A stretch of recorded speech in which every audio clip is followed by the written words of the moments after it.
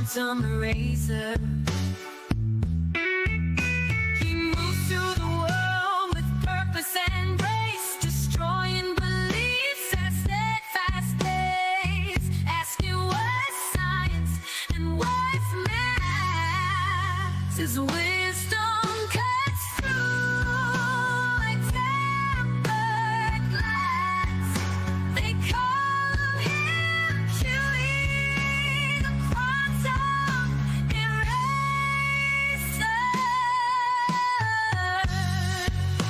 A master archer with bow in hand, his aim is true across the land, not just in science, but in every heart. He hits his mark with a steady heart. They call him Huey, quantum eraser. It's all too easy for him when he takes the stage. With every word he states, they feel the rage. His presence alone rattles that cage.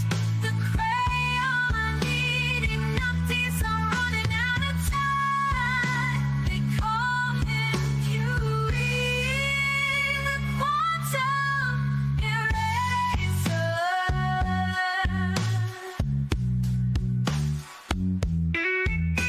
With every swing of the cowbell, the illusion fades, and with each strike, the glow burst, illusion degrades. Huey's treatments, they cure them of their plight, guide and torture with all his might. They call him Huey, quantum eraser. The hardest thing about being a Glover, tell your daddy you're gay, also gay. That's why they need Huey's treatment. They call him Huey, quantum eraser.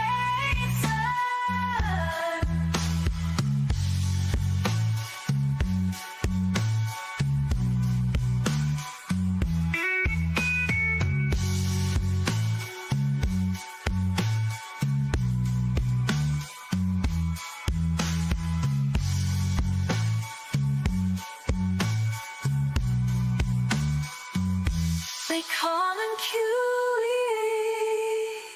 the quantum eraser. That's some mighty fine picking and a grinning. As usual, if you'd like to support this channel, there are PayPal and Patreon links in the info box below. Let's go ahead and kick it off by kicking it over to Discord and see how many VCs are in the VC. It looks like there's a couple VCs in the VC. VCs, sound off. What is up, everybody? Yeah, that's right. That's where we're going. Is that it? Yeah, I think I'm the only one willing to speak at the moment. Well, we can close up shop and take off for today. What's up, Angela, out there? What's going on? Welcome, everyone, in the YouTube chat. This is sort of a slow start today. Looks like we got a whole bunch of people late again when they shouldn't be late because the time has reconciled itself. There ain't no excuses now. I'm getting ready to... What? No excuses for them. I'm getting ready to revoke charters.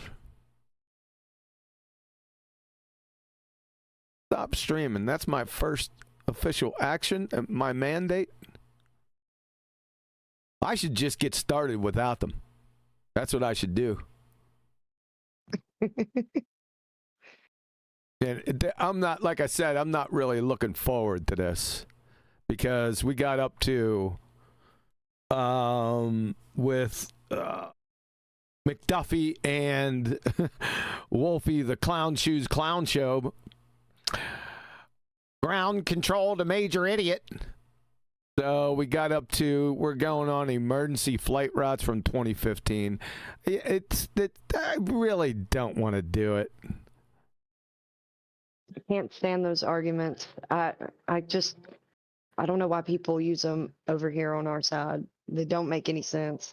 They reify a map, so it's not even valid. So why are you doing it? Yep. It wasn't long after I first come out here that I noticed the emergency flight route argument. I was like, oh God, give me a break, right? Give me something else. It was right around the time I came out the flight proof. So every time I did my flight proof on my website, I kind of just dismissed them. Maybe, as some background noise or color. Okay, let's see what you got type of thing. But other than that, as a proof for anything, it wasn't. It was the actual flight that was the problem. But it seems people whistle past the graveyard with those types of, they whistle past the elephant in the room, and they go argue about some other, minute sub-point within the overall train wreck. Shout out to Brian. Yeah, and we came to the conclusion yesterday afternoon. Sorry, Flatsy. No, you're fine. I was just going to say, all you need is the pitch data. That's proof right there. We came to the conclusion yesterday in Nathan's after show that if Earth was a spinning ball, we wouldn't need aeroplanes because we'd be able to just hover above our location, and our location we want to go to will just come to us eventually. Yeah. So if Earth wasn't flat and stationary, Wolfie would be out of a job. Exactly. You got it. Yeah. I like that little blurb right there. I like that. Yeah, because I've used that many of occasion. I just, the what? Globers need the flat Earth more than we do, huh? Yep. I think I used that argument. Did I use it day before yesterday? I slammed one of the idiot BallTARDs with it.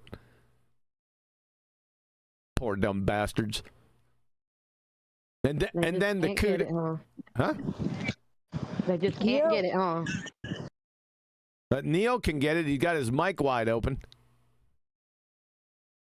Just saying hi. Hi. Hello, Neil. And the poster child, the coup de grace for that argument was Danny T. Truther and the planes flying backwards. That's the ultimate. Only one time. I only got there one time. The only reason I can only get there one time is because they projectile diarrhea vomit out their mouth. Right? And they obfuscate. So I can never really get to that end point except for that day with Danny T. I've never heard anyone get that far. Have any of you got that far who have tried that argument?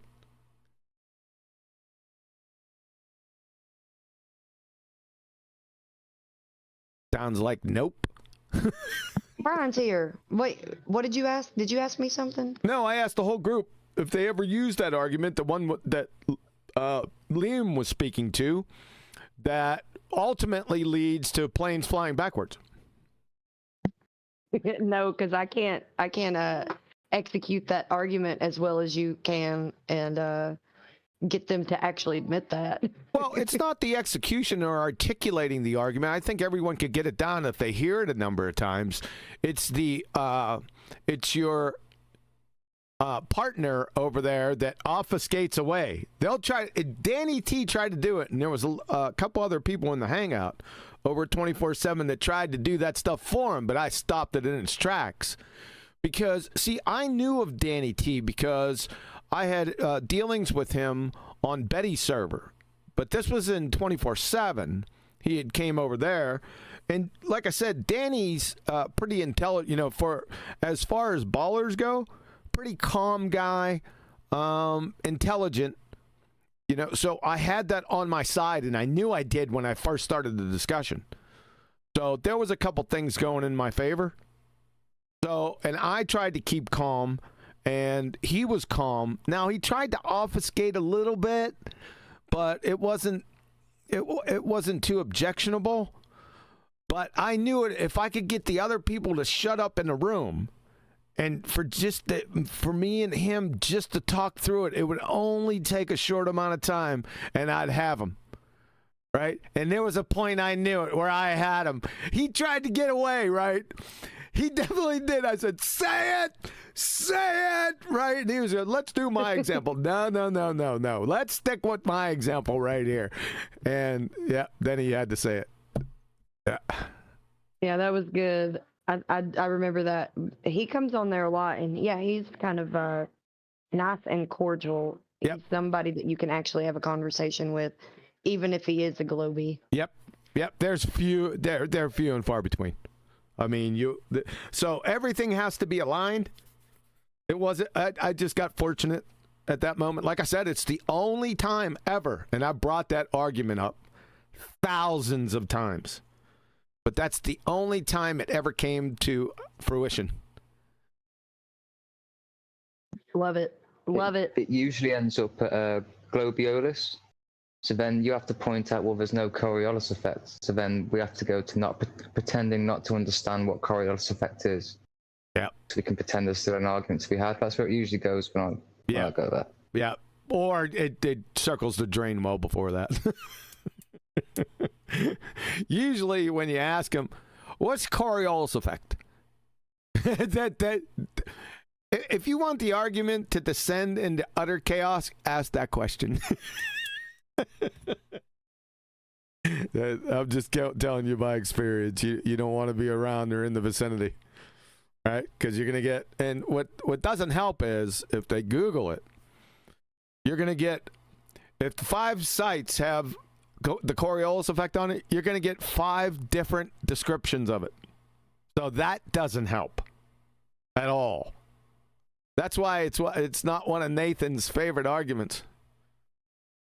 I remember going over it with him back in the day. I'm saying, we got to square this away, right? So let's sit down, just me and you, and we're gonna go through this thing, fine tooth comb, every step of the way.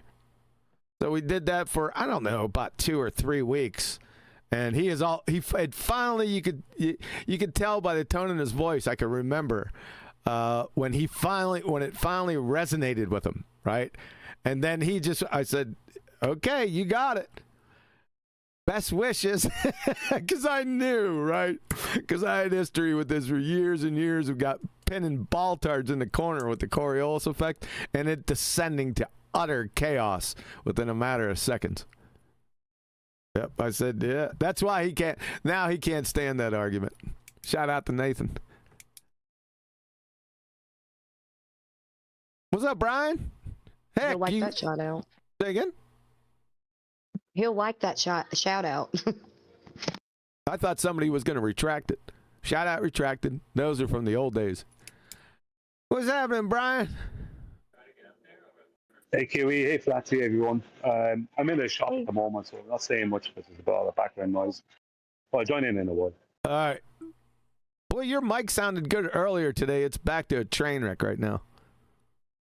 Thanks for that, by the way. I think it's wherever I am is affecting it because earlier today it's the exact same mic, no different, same headphones. So I don't know. You know what? Okay, fair enough. We're still waiting on Adam. He hasn't got the memo yet. He's delaying my show. Wait till he comes in there. I want to hear the excuse this time. But you know what? Since we're talking about that, and maybe there's some new people listening that don't know what I'm talking about the planes flying backwards routine, that was recorded. Go chase that down. We'll go ahead and play it. Kill some time before Adam gets in here. Where would that... Oh, I got to look through all those numpty clips. It'll take me a few seconds. Hate when I look through them and then I blow past it. And I say, it's not here. Then I got to go do it again. Story of my life. I'm like the worst person about looking for something. and it being pretty obvious where it is, but I will look over it like 5 times, and then Sterling will go and find it immediately and be like, "You are the worst at looking for things." Isn't it uplifting? Doesn't it motivate you? So much, yeah. Such motivation. Yeah, all right. Oh, you know what? I didn't bypass it. I found it. Well, you're better than me. We'll just kill some time. Like I said, waiting on the perpetually late now Adam, who has no excuses. Because their clocks changed on Saturday. And I even confirmed it with him this morning what time it was. Shame on him. Yeah. And there we go. All right, so I'm going to have to take this back. All righty then. Oh, some idiot put commercials on here. Or ads. Yeah, just let me tell you, I didn't do that. Oh, by the way, that brings me to another topic. 1 second. Let me stop this. Okay. Yeah, people have been complaining that there's been a lot of ads on my videos. I haven't been putting ads in them. I've never put ads in my videos at all. It's a strictly YouTube thing, right? And it's not only my channel, it's everyone. So if you're getting, overly smashed with ads, don't blame little old me, because I didn't do jack. YouTube is taking this stuff over and putting, obscene amounts of ads in the videos. Just FYI. All right. Little old you. Say again? Little old me. Little old me. Yeah, I ain't been doing anything behind the scenes trying to get more pennies out of the videos. As a matter of fact, when I first set up this channel, I was like, I don't even want my videos with ads in them. And Nathan was like, "Are you crazy?" He goes, "You just put their ads right in there, right there," and we moved on. Just to let you know, you can ask him. I know he'll remember it. That's right, because back then I was a crusader. I didn't care about any ads. I want the information out there, and I wanted the information out there now, without any ads. Hey, wait a second. That's not the friggin' video. What in the heck? All right, hold on. Why did that video pop up when I clicked on Danny T? Oh, it was the video above. No problem. Hold on a second.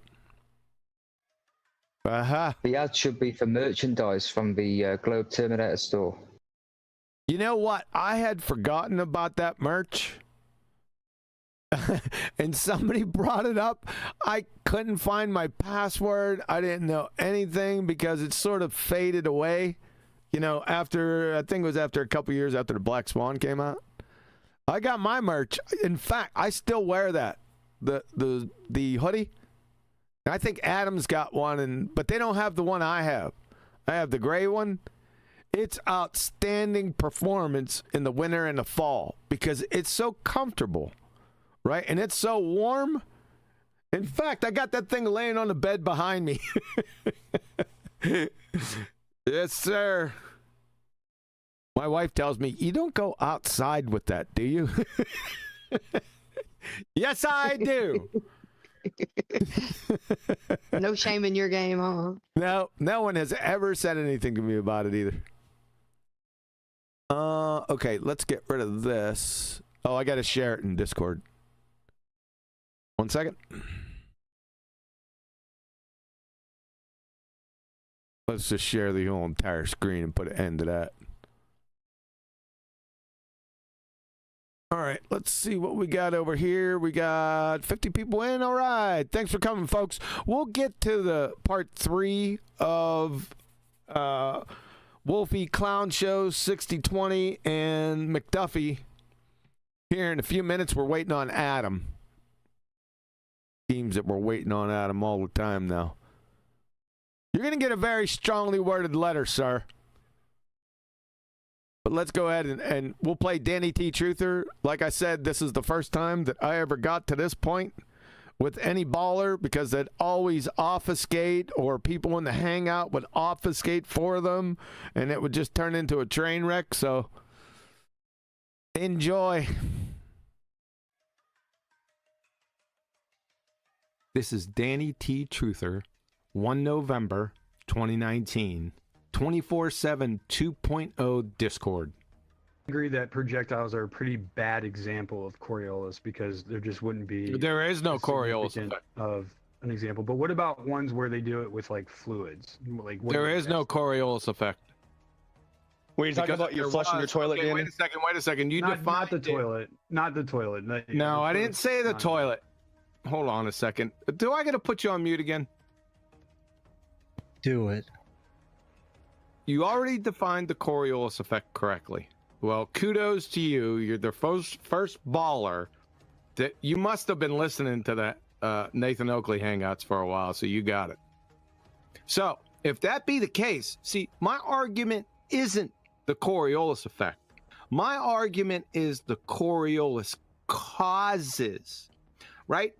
If the Coriolis causes are true, then a flight from North Carolina, Charlotte, to LA on the same latitude line, roughly, traveling at 500 miles per hour would take 1.5 hours straight flight. Why does it take 4.5?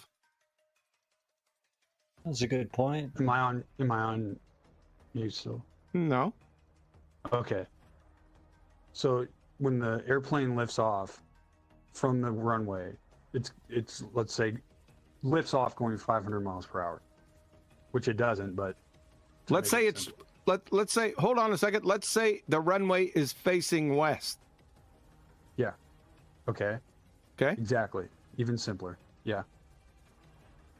Okay. So if the Earth were spinning at 1,000 miles per hour, and it lifted off- 860. I'm sorry. Right. Sorry for interrupting you. At that latitude, it's 860 miles an hour. So at 860, so then it would be going 1,360 No, when in a reference frame with respect to the Earth, in a reference frame that was outside of Earth. wait a which second. no The one lives in. plane. Hold on a second. Takeoff speed is about 175 miles an hour. So Okay. the Earth is spinning from west to east at 860 miles an hour. Right. Right? Are you saying the plane is going backwards? Well, not on Earth. No. When it takes off? If it was No. conserving momentum, right?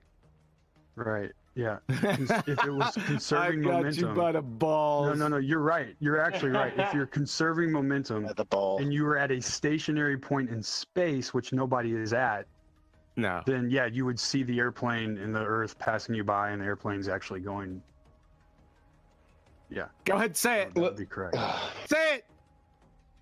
Well, it's no Say- different. Okay, can I give you an example? I know this is if I'm in a car. No. We're on my example. Say it. If the person is standing, if the person is in the the Yes, inertial in the reference frame. Hold Yes. on. I'm gonna have to fucking mute you. So, the Earth is spinning from west to east at 860 miles an hour. The plane is taking off directly west to its target in LA, and it's going 175 miles an hour.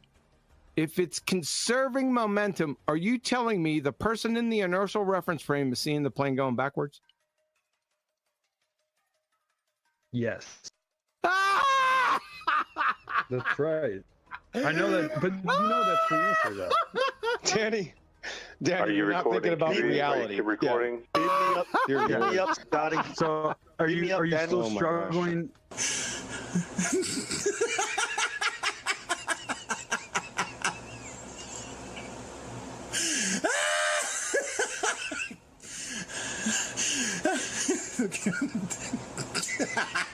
Shit, hold on.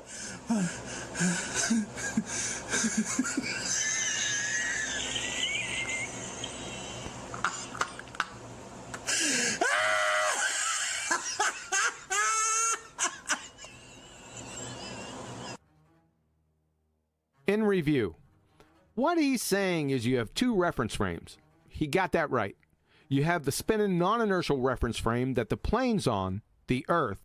And then you have the inertial reference frame, which is the Atmo, and everything not tethered to the Earth. According to the spinning space monkeys, the Earth is rotating from west to east at 860 miles an hour on that latitude between Charlotte and Los Angeles. And the plane is on the runway facing west. Typical commercial airliner reaches a speed of 175 miles an hour on takeoff.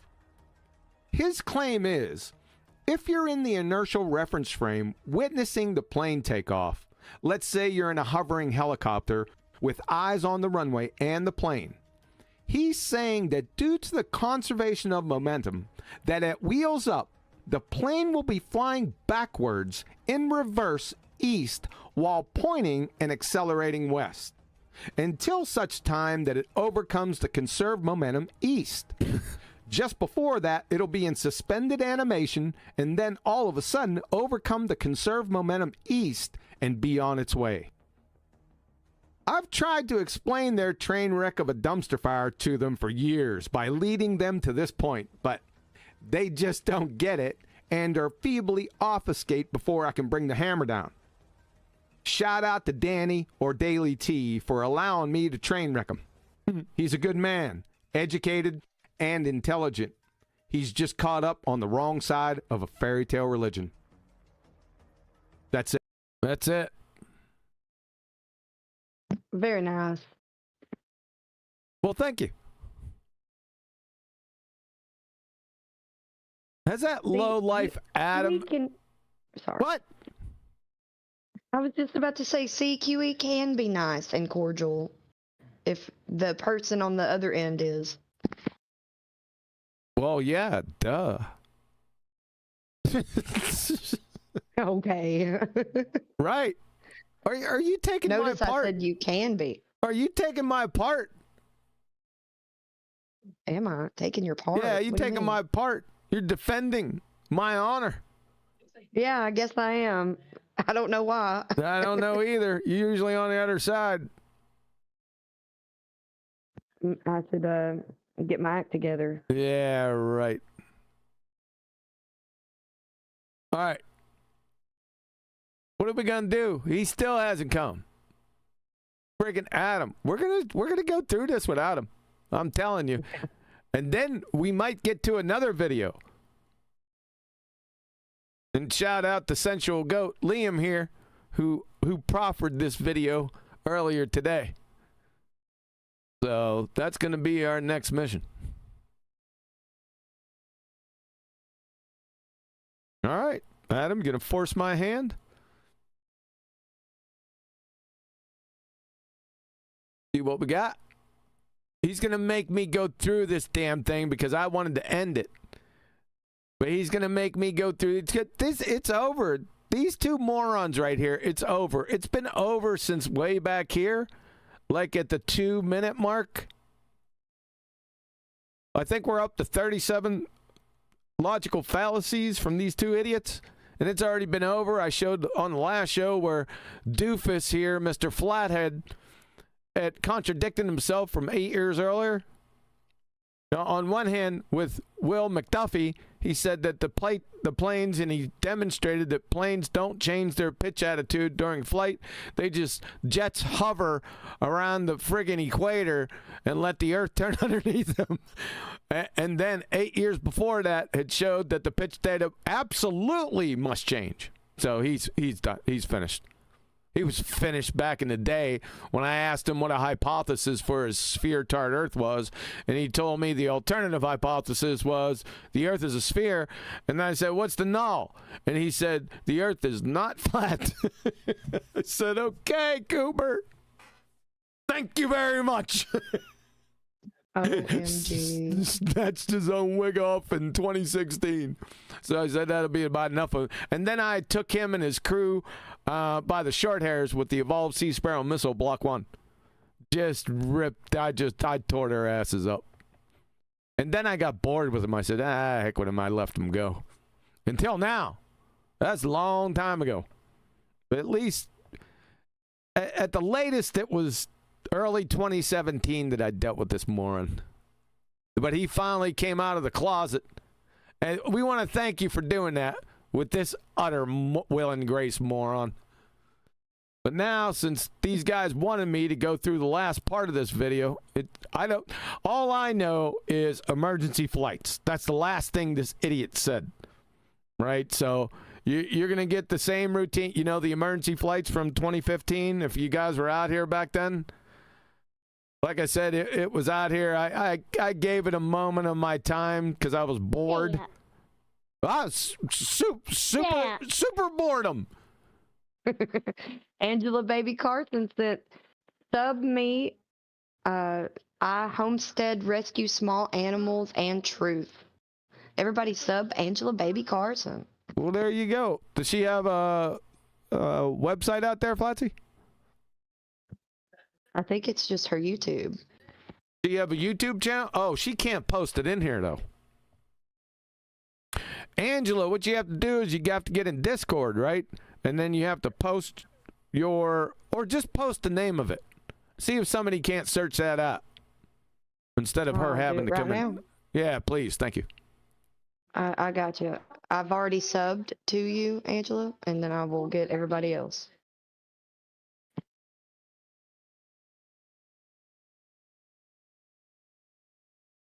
Yeah, go ahead and put it. You know where to put it, Flatsy. Oh, that was wrong. All right. I'll figure it out. Don't worry. Yeah, let's leave Daily T. We might want to go over that again. All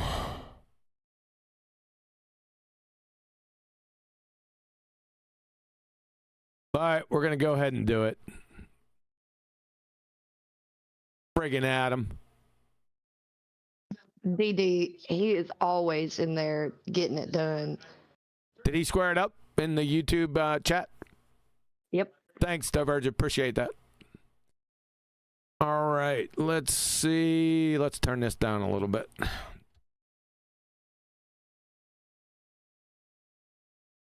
Everything else looks good. I am not looking forward to this at all. You know what he's going to do? He's going to throw up that friggin' AE globe projection. He has to. I don't know. Like I said, I don't know, but I could do this. I didn't watch it. No, but he did that before with his... Well, let's just let him go. All right, here we go. Which flat earthers have made a huge deal about. Stereotype fallacy. I think we got this one. So I think this was number 37. Out over the years, which is emergency landings. Yes. Oh, brother. So our mutual acquaintance, Eddie Alencar, Yes. who goes by Flat Earth Banjo, he's made such a big deal about this. He's actually written a book about it. And so flat earthers seem... Has Banjo written a book about emergency flights and landings? I didn't know that. To think that emergency landings prove flat Earth and refute the globe, but when you take a close look at it, that's just not the case. Absolutely not the case. Absolutely 100%, exactly. I've had some dealings with Eddie. We've had some dealings with you for the past couple shows, and I'm going to have to say, I don't know how you can go outside without a bag over your head. Back in, before 2020, I was communicating with him quite a bit. I was explaining his errors. A lot of his errors, if I could just grab the globe, is that when he is presenting his own videos, he's producing another straw man by drawing the incorrect route as it should be on a globe. So, for example, there's a very famous one where the aircraft diverted to Alaska, I think it was. Yeah, diverted up. Will has to point out where Alaska is, the Wolfie. You see that? That's too funny. Diverted to, well, where's Alaska at on here? Alaska, I think it was. Alaska, it's not over Japan. There it is up there. Will help you out. Yeah, diverted up to Alaska, and it was... I mean, let me tell you, I wasn't the greatest at geography, but I wasn't that brain dead, by the way. Was flying across, and he believed that it should have been diverting to Hawaii. But if you actually draw it correctly... Diverting to Hawaii? Isn't Hawaii right there? Didn't you pass Hawaii? Isn't it right? Hold on a second. Isn't Hawaii right there? Could I get a J on that for a second, please? You want a J? If that's possible. Yeah, I'll give you a J. It'll cost you next time. Alaska, I think it was. Yeah, diverted up to Alaska, and it was flying across, and he believed that it should have been diverting to Hawaii. But if you actually draw it correctly on the globe, the Great Circle route, Alaska was the obvious choice. So we talked about it many times. I actually was looking at going... Yeah. You see, what can happen is when we're watching these videos, we have a tendency to throw our own side underneath the bus. Eddie has a good point. Eddie's point is that they're not flying. Basically, Eddie's point is great circle routes are straight line distances. Sure. And he's correct. Yep. Right. That is true. There is no such thing as a great circle route. It's begging the question. Exactly. So what Wolfie is trying to do is hijack that straight line distance, bend the straight line around a sphere, and say, see, Eddie's wrong. Eddie's not wrong. What Eddie's pointing out is the same thing as other people have pointed out, that these routes make no sense if we were on a globe. They don't fly the directions they should be flying if we were on a globe. That's the problem. Do you know what I mean? Like a lot of these, what they call great circle routes, these distances, it's like, but that would be exactly the same route you would take over a flat plane. So your argument is what? I mean, if you were flying from whatever two locations this plane was going for, that it diverted to Alaska, over a flat plane, would you not be flying that direct route?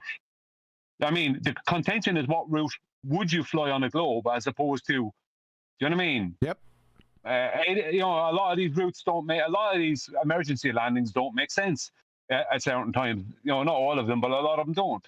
So, like, this is a nothing burger. Yep. Because he's trying to make an idea to be just misunderstanding the situation. But what he's doing is creating an argument that isn't there. He's not stating, well, actually, if the earth was flat, that's the route we would take. He's not stating that. You know what I mean? Yep. He's just saying, well, Eddie doesn't understand the great circle routes. What circle routes? There is no circle. It's begging the question. Anyway. Yeah. Thank you. No, it's a good point. Thanks. Yep. You're right on it. Going to Tokyo for the Olympic Games in 2020. Oh, okay. You went to Tokyo? Before the pandemic hit, and I communicated with Eddie. I said, look, I'm coming to Japan. That's where he's located. Let's meet up face to face. Let's discuss this. I'll go over the points with you. He immediately became defensive and started making excuses to not meet up and not have a long... What are you implying here? That he was scared of your dumbass?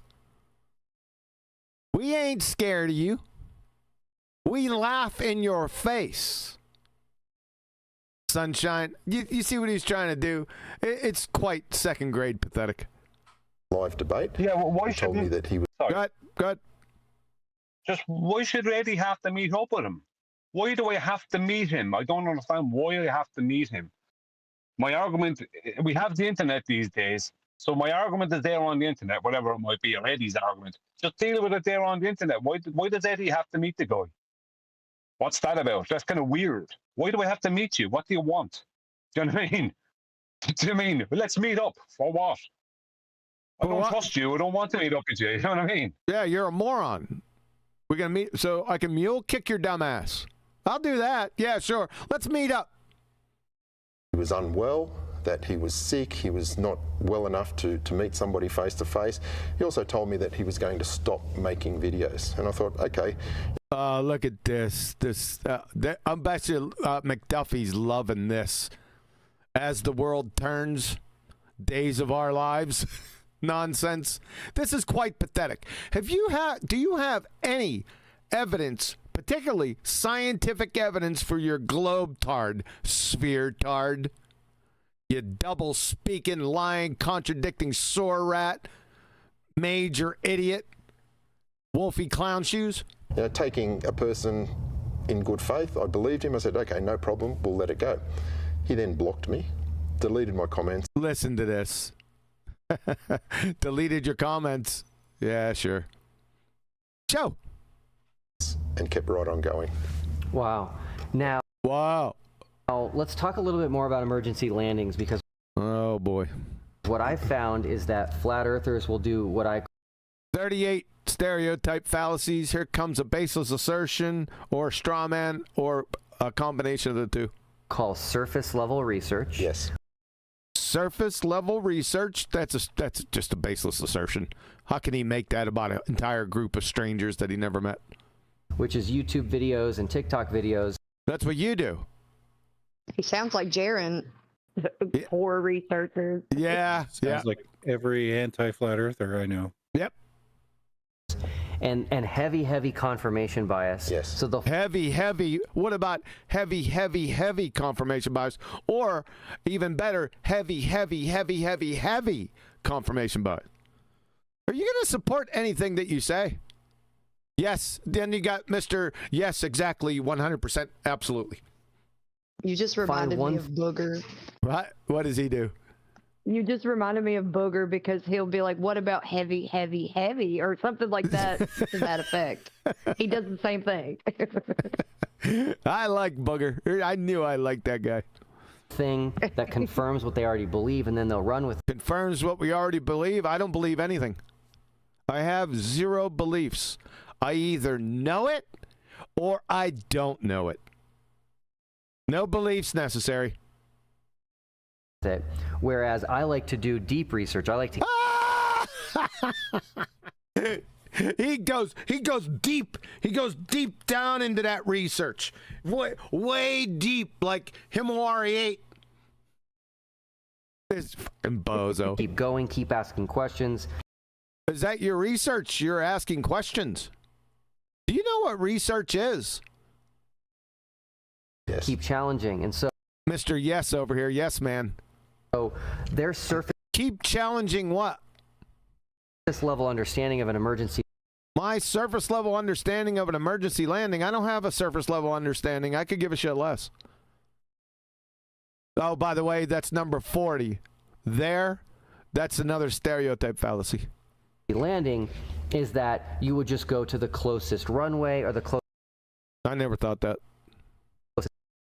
Airport, but that's not what you would do either. Talk about the different levels of an emergency. Yes. What does this have to do with your BallTARD? I mean, what the hell are you doing this dog and pony show by utter retards? Give us your globe evidence, for crying out loud. A pilot might face on a flight. A pilot on a flight, he can't be a BallTARD. You remember pitch data? I know, I forgot to put that up. I knew I forgot some. Alrighty then.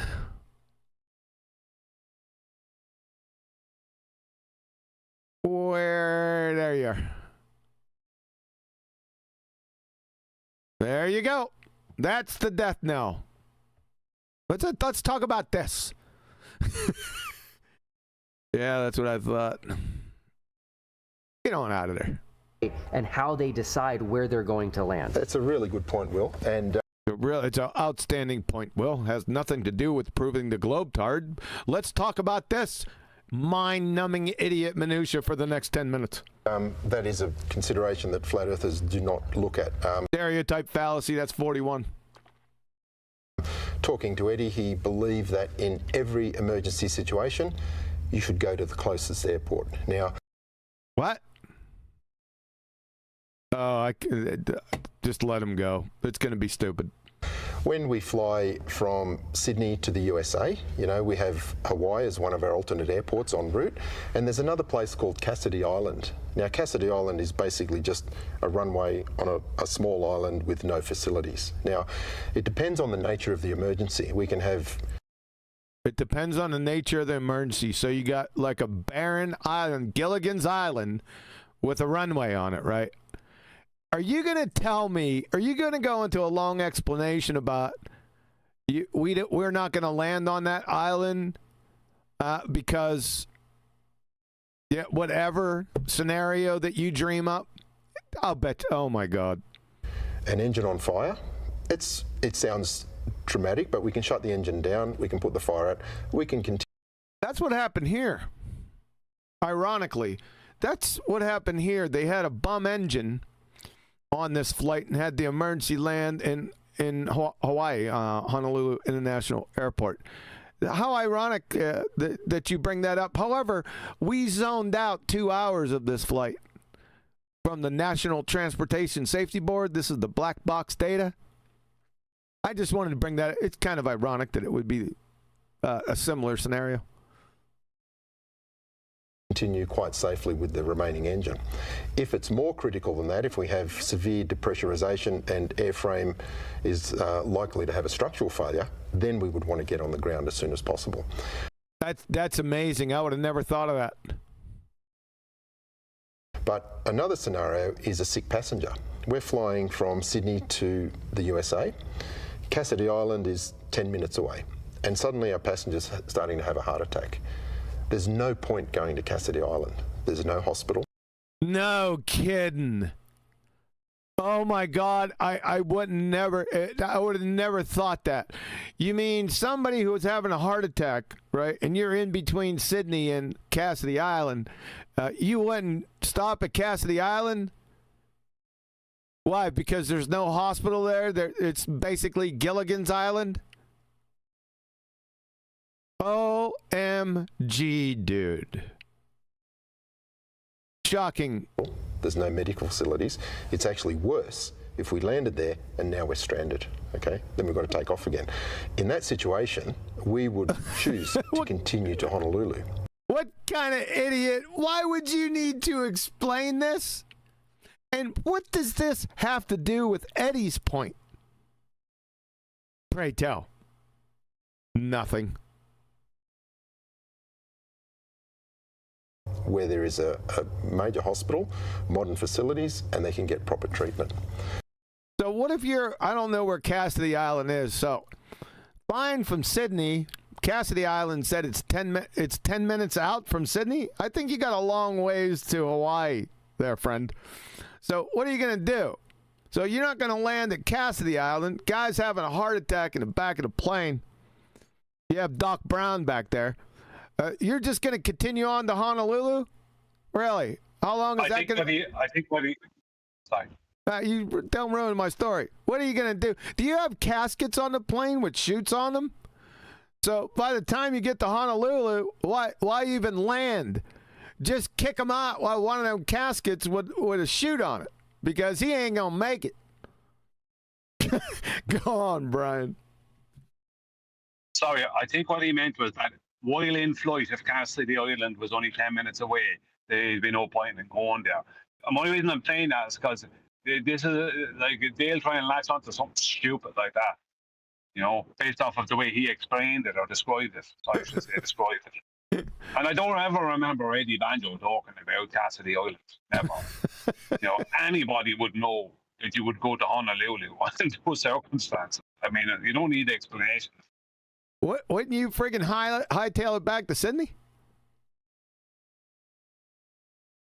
You'd think. Well, it depends on the emergency, I suppose. You know what I mean? It depends where you're close or to, whatever else. Sure. Yeah. Well, if Honolulu or Hawaii is like an hour or two away and the guy's having a heart attack back there and you don't have the means to save him, I mean, you're going to turn your dumb ass back around to Sydney. Or like I said, maybe they didn't have any caskets with friggin' chutes on them.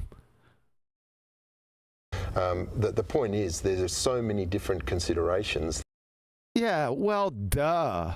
You don't need to be a rocket surgeon to figure this one out. That flat earthers are not aware. Stereotype fallacy. Yeah, we're definitely not aware of those. Jesus. Of, and I asked this of Eddie. I said, can you list some of the considerations? I thought you said flat earthers. Do you have a problem with singular versus plural? Isn't Eddie Banjo singular and flat earthers are plural? Did that slip you by, Mr. Pacific? You need to get more Pacific or Atlantic on these topics.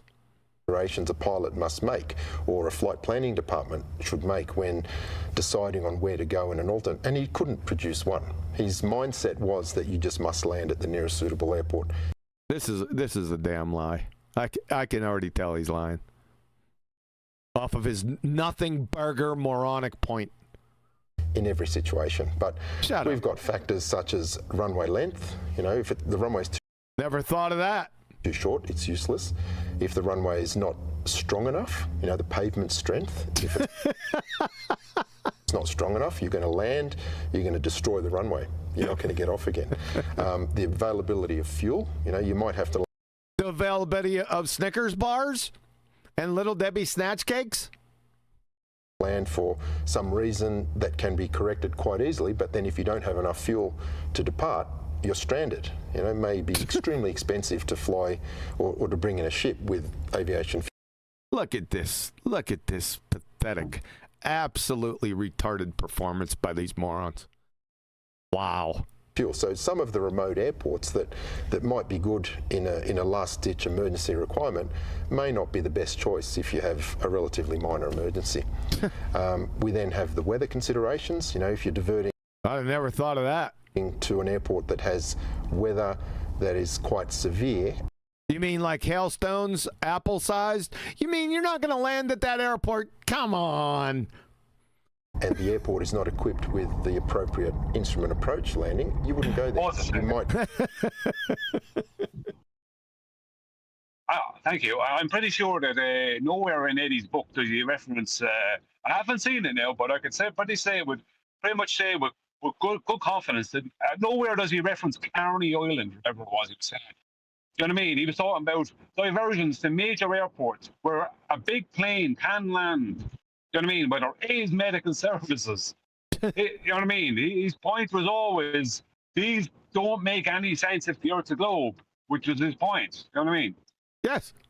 Whether they do or not, I don't care. The point is, they're strawmanning his position. Why does he need to go into this about this Carney Island? He doesn't. It's pathetically retarded. Well, that only lends credence to what Eddie's saying. Because if you have to go talk about Carney Island, that means that Eddie had a point. You know what I mean? That's Gilligan's Island. Fly an extra hour just to get to a better airport. Okay, so as you heard, Will, I just paused then because we had a helicopter landing. Oh my God, there's a helicopter landing? Oh, honey, they had a helicopter landing near his hangar. Isn't that amazing? Bozo, look at these fucking clowns. It was overpowering our voices. It was overpowering our voices. Really? Is that what helicopters do? You friggin' idiot, bozo. I've never seen a helicopter. But we'll continue. But we'll just continue. I bet you I've been on more helicopters than your dumbass. I'll guarantee you that. So yeah, the many considerations that a flight plan... I can still hear the helicopter. Does that lend credence or veracity to your utter horseshit here? Is that what you were going for? Fucking clown. ...department or a pilot has to consider when looking at a divert option. And flat earthers don't consider this. Flat earther stereotype fallacy, that's number 42. Another one is that, you know, we don't have to worry about it in our aircraft, but some airliners, if they take off with a full load of fuel, they cannot land until they... He's just going to continue on this shit. What are you talking? He's going to talk about fuel dumps or something? You're a dumpster fire, you moron. Where is your evidence for your BallTARD, sphere tard? Clown. They have reduced the fuel load, and they do something called fuel dumping. I knew he was going to go there. This is really important. To dump fuel from, say, a full load down to the point where they can land could take 30 or 40 minutes. Now, that 30 or 40 minutes means they have to keep flying, and it would then again be logical to choose a more suitable airport, even if it was completely off your original course. If it's 40 minutes away, you have to fly that 40 minutes anyway to dump the fuel. So that could explain why you have like a significantly off-track diversion point. The other thing is landing fees. You know, some airports will charge extreme landing fees. Oh my If you've got God. an airliner with 300 passengers and you're now conducting an emergency landing, what are you going to do with those passengers? Is there accommodation? Can't the airline just take it off their taxes? Can you put them in a hotel? Can you arrange alternate aircraft to pick up these passengers and continue on the flight? What are they going to eat? They going to have lunches, dinners, and snacks? There's so many considerations that flat. Yeah.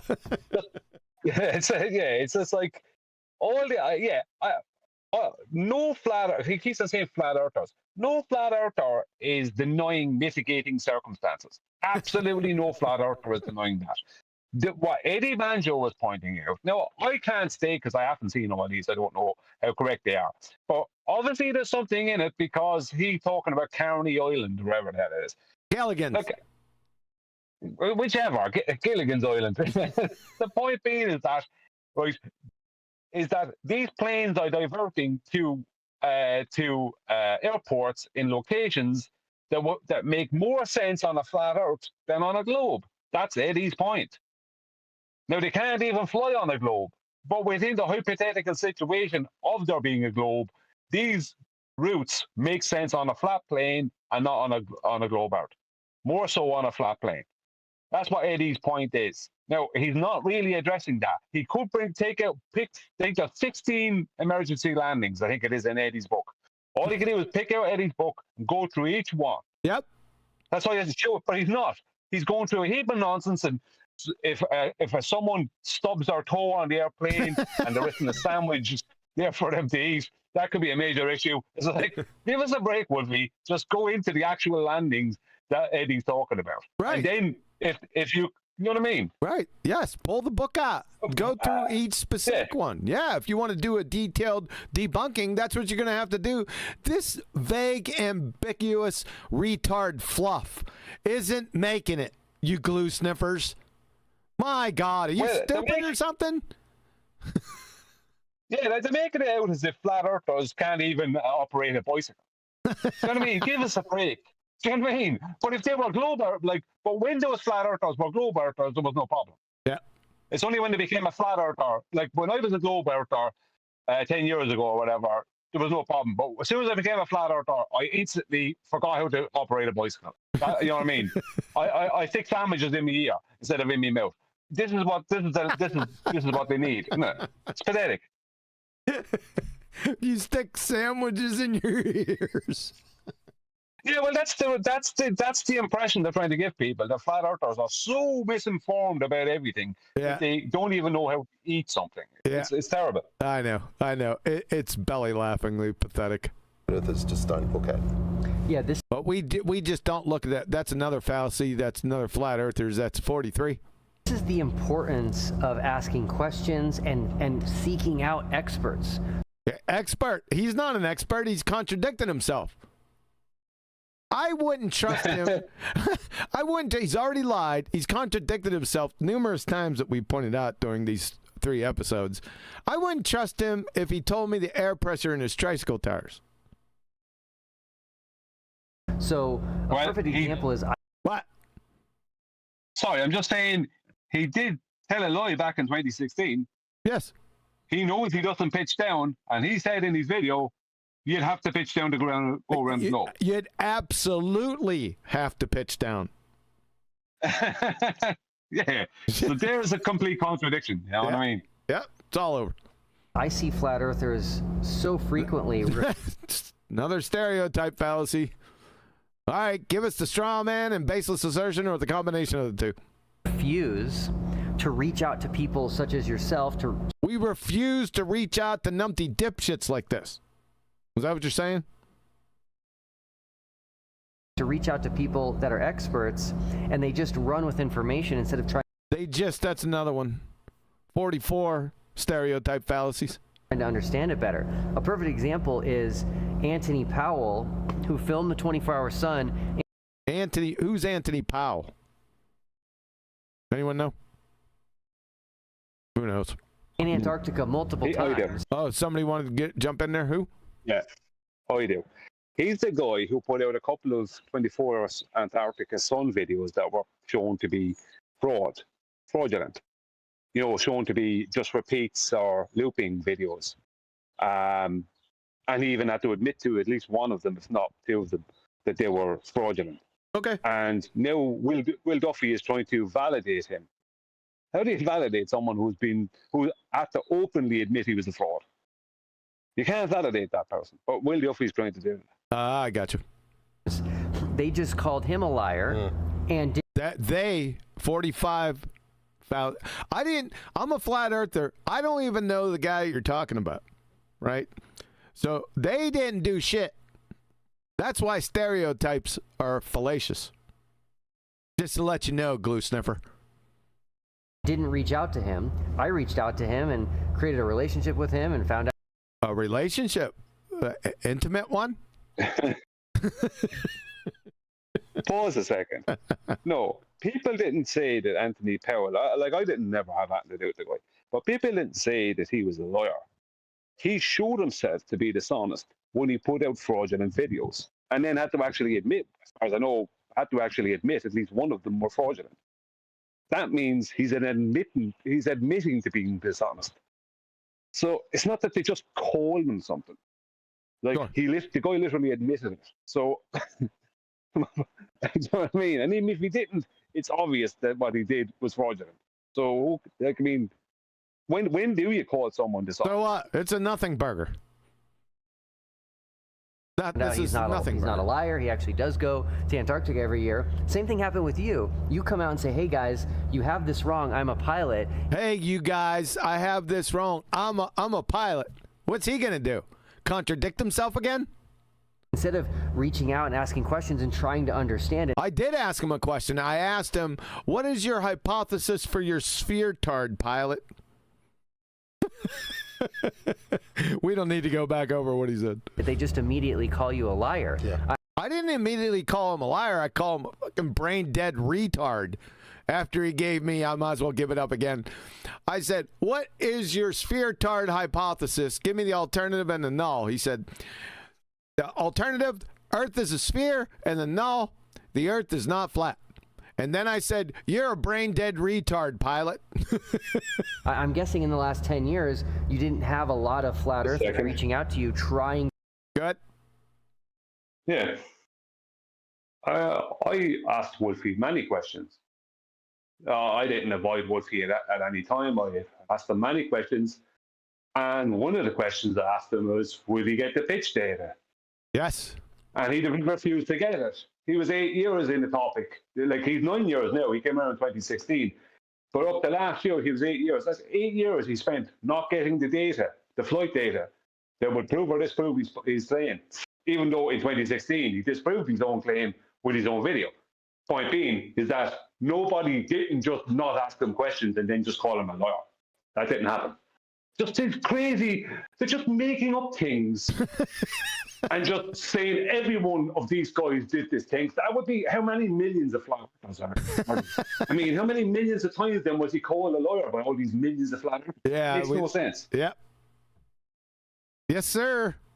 How much do you say this pitch data would cost you? It was 100 to 150,000, something like that. Definitely 100,000 or more than 100,000. But what did He we gave me some. did we pay that much to get this? No, we got it for free off the NTSB. There's loads of it there. We just don't use it. We don't need it, number one. And number two is some of them are sensitive because it might involve someone having someone dying or gotten badly injured. So we don't go near it, you know, out of respect.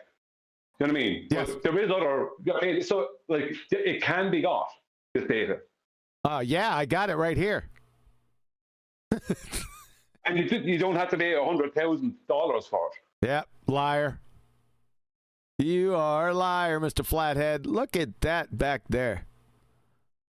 There's a correlation in there, ladies and gentlemen. See, we got this back here. Now, this is more pronounced. It's more elongated. And I think we got another one. I'm not going to pull those up right now, though. Let's head back to the show. To understand these issues and asking questions of you. Almost none. Almost none. I do have a Almost none? Is it none? What? Define almost none. Is that almost pregnant? You glue sniffer? couple of emails where Well, that's more than none. a flat earther has looked at all the evidence, not necessarily How do you know that this flat earther has looked at all what evidence? You want to get within 3 degrees of complete ambiguity? What a clown. just because of me, but perhaps my videos contributed to their research and Contributed to their research to find out how to perform contradictions well. Idiot they clown. thanked me, you know, and one of them Oh, well, we thank you for this video. That's for sure. I remember distinctly was a guy called Odia Piku. That was his channel name. Odio Piku? Yeah, he seems like a pretty prominent flat earther. He was a strong flat earther. He was around in the days of Chippy the Chipmunk, who was another flat earther. Chippy the Chipmunk? What the hell is that? What the hell are you talking about, dude? I do remember someone called Chippy the Chipmunk. Do you? Years back. Yeah, I do remember something, but I don't know if they were a flat earth or globe. I do remember. What a bozo. Now, Odia Piku, I communicated with him. He called me a liar. He called me a deceiver. Didn't believe I was a Well, you are. You're a liar and deceiver. We caught you lying earlier. pilot. Got all the standard abuse, but he did a Standard. What's the standard abuse? That's what I want to know. Were you around with this standard abuse back in 2016 and 2017 out on the circuit? Were you around then? Can you speak about the standard abuse meat hooks back then? Idiot clown show. complete turnaround based on his own research. I believe he did a cruise down around Antarctica. Don't know the full story, but he came back to the globe, and the one He came back to the globe. Where's the globe at? sticking point he couldn't understand was the artificial horizon in the aircraft. And He couldn't understand the artificial horizon. Well, he was some idiot then, obviously. Yeah. No wonder he became a glober. I had a video about that, explaining how the artificial horizon can correct, and its ability to correct means it can remain a line flying around. Oh, flying around. Look at the. Did you see that? Watch his hand motion. Horizon can correct, and its ability to correct means it can remain a line flying around curvature. Flying around curvature. That looked like that. That was pitching down to me. You? Well, in his video in 2016, he stated, of course they pitch down. That would mean that the attitude indicator doesn't do what he's talking about. No, I absolutely do. And he came onto my channel and thanked me. And he said, "Thank you, Thank you, Wolfie, you utter moron." Wolfie," he said, "I apologize for insulting you in the past." He said, "Watching this video was the last point that I had to clarify in my mind, you know, and then you've explained how the artificial horizon works." So he came back to the globe. That was many, many years ago. Yeah. That's amazing. Yes, I've had some good experiences. Yeah. Yeah, I had some good experiences. Let's talk about the artificial horizon. I wonder what happened if he saw a pitch data then. Uh-oh. I was wrong. So is this flip-flopper you're talking about? Is this one of these flip-floppers who doesn't know, can't make up their mind, and they go wherever the wind blows them? Yep. They're not exactly the people you need to turn to when you really need solid information about something, because they can say anything. Because they can't sort out their own mind. You know what I mean? They're the last people you want to deal with. He's just making shit up anyway. Because this is another thing that flat earthers don't understand. Where are we at? 48, 49 stereotype fallacies? Getting close to the big 50 burger. And they seem to think we're there. What an ass clown. that it's set before you take off. What's set before you take off? and then remains rigid on the flight. That's What, the gyro? It better. completely wrong. And pilots learn about all the errors in the artificial horizon. There are turning All the errors in the artificial horizon. and acceleration errors. The artificial horizon aligns Pause a itself. second. Did he say errors? Why did he bring up errors? I don't know. I'm Is he waiting. trying to say? I'm waiting to Yeah, get. I'm waiting to get more information on it. That's why I let it go. All right, we let it go for it. Yeah, let's go back. I'll do it, Jay. Yeah, he said errors in artificial horizon. I wanted him to elaborate. On the flight. That's completely wrong. And pilots learn about all the errors in the artificial horizon. There are turning and acceleration errors. The artificial horizon aligns itself based on the sensed direction of down. And it does that. What? Wow. Sense Wow. of the direction of down? What? is the attitude indicator a sentient being now? I guess so. And by the way, you can't have Yeah, down on it it. is. Wait a second. Before, yeah, I know you'll love this. You can't have down on a BallTARD. You can only have in and out. So does is he talking about the gyro? Artificial horizon? Well, that is the attitude indicator. Yes. Yeah. So Yeah. The gyro. Horizontal gyro. Does it have a sense of down? Welcome to Flat Earth. You got to stop using our terms and phrases, glue sniffer. No down on a BallTARD. Only in and out. So it can sense in? Really? That's amazing, Wolfie. You're a glue sniffer, dude. That using pendulous vanes in the instrument. Oh, God, pendulous veins. Where's Adam at? Yeah. Just pause a second. Right. The errors that were encountered by the gyroscopes for the attitude indicator, for the artificial horizon, we call it. Yep. Right. They fixed those errors, or at least the majority of them, right, with pendulous vanes, which is a vacuum system, which means that it constantly makes sure that the gyroscope can't go out of kilter, right? It's just like a damper system for the gyro. That's what it is. It's a gyro with a damper system. Very simple stuff. He's begging the question, this is pendulous vanes, because it always keeps the direction of down, right? Constantly holding the direction of down, which is over a flat plane, right? Means that he's going over a globe. Now, there's a bit of an issue. If you were flying over a globe, wouldn't that be angular? Yes. What you're doing there? Yeah. And wouldn't that be a constant change in acceleration? Yes. And wouldn't that show in the flight data? Yes. And does it show in the flight data? Let's check it. Not that I can see.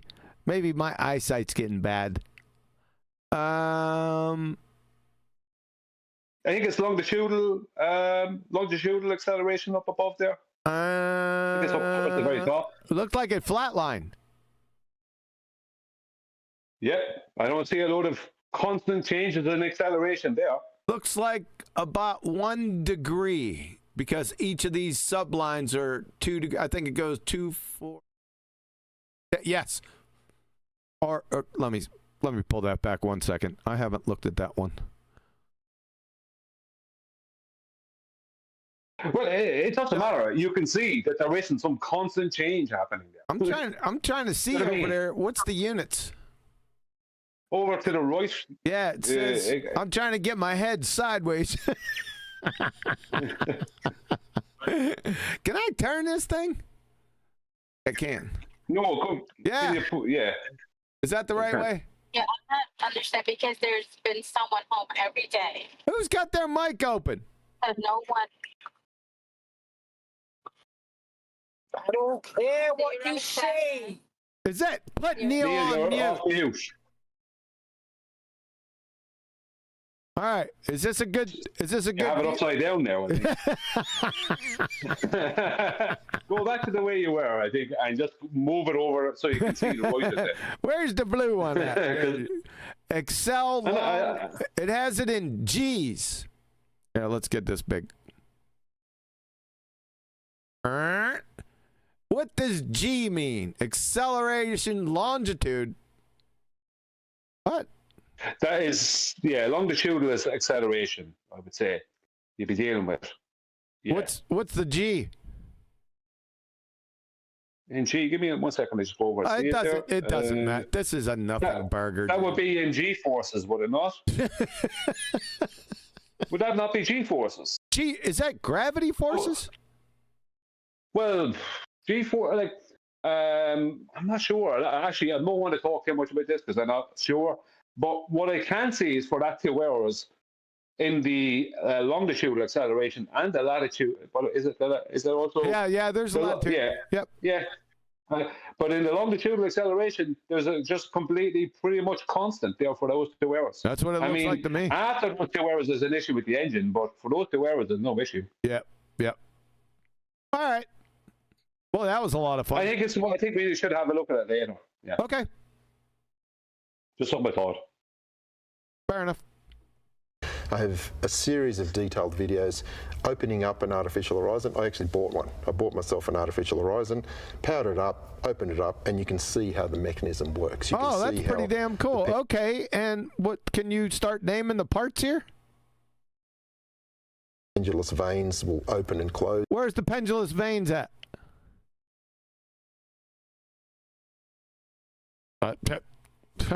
If the gyro is not aligned correctly, and the airflow that if the gyro's not aligned correctly, you got big friggin' problems, dude. Comes out of those veins will constantly keep aligning the gyro. Now, aligning the gyro to what? You forgot that part. What is it aligning to?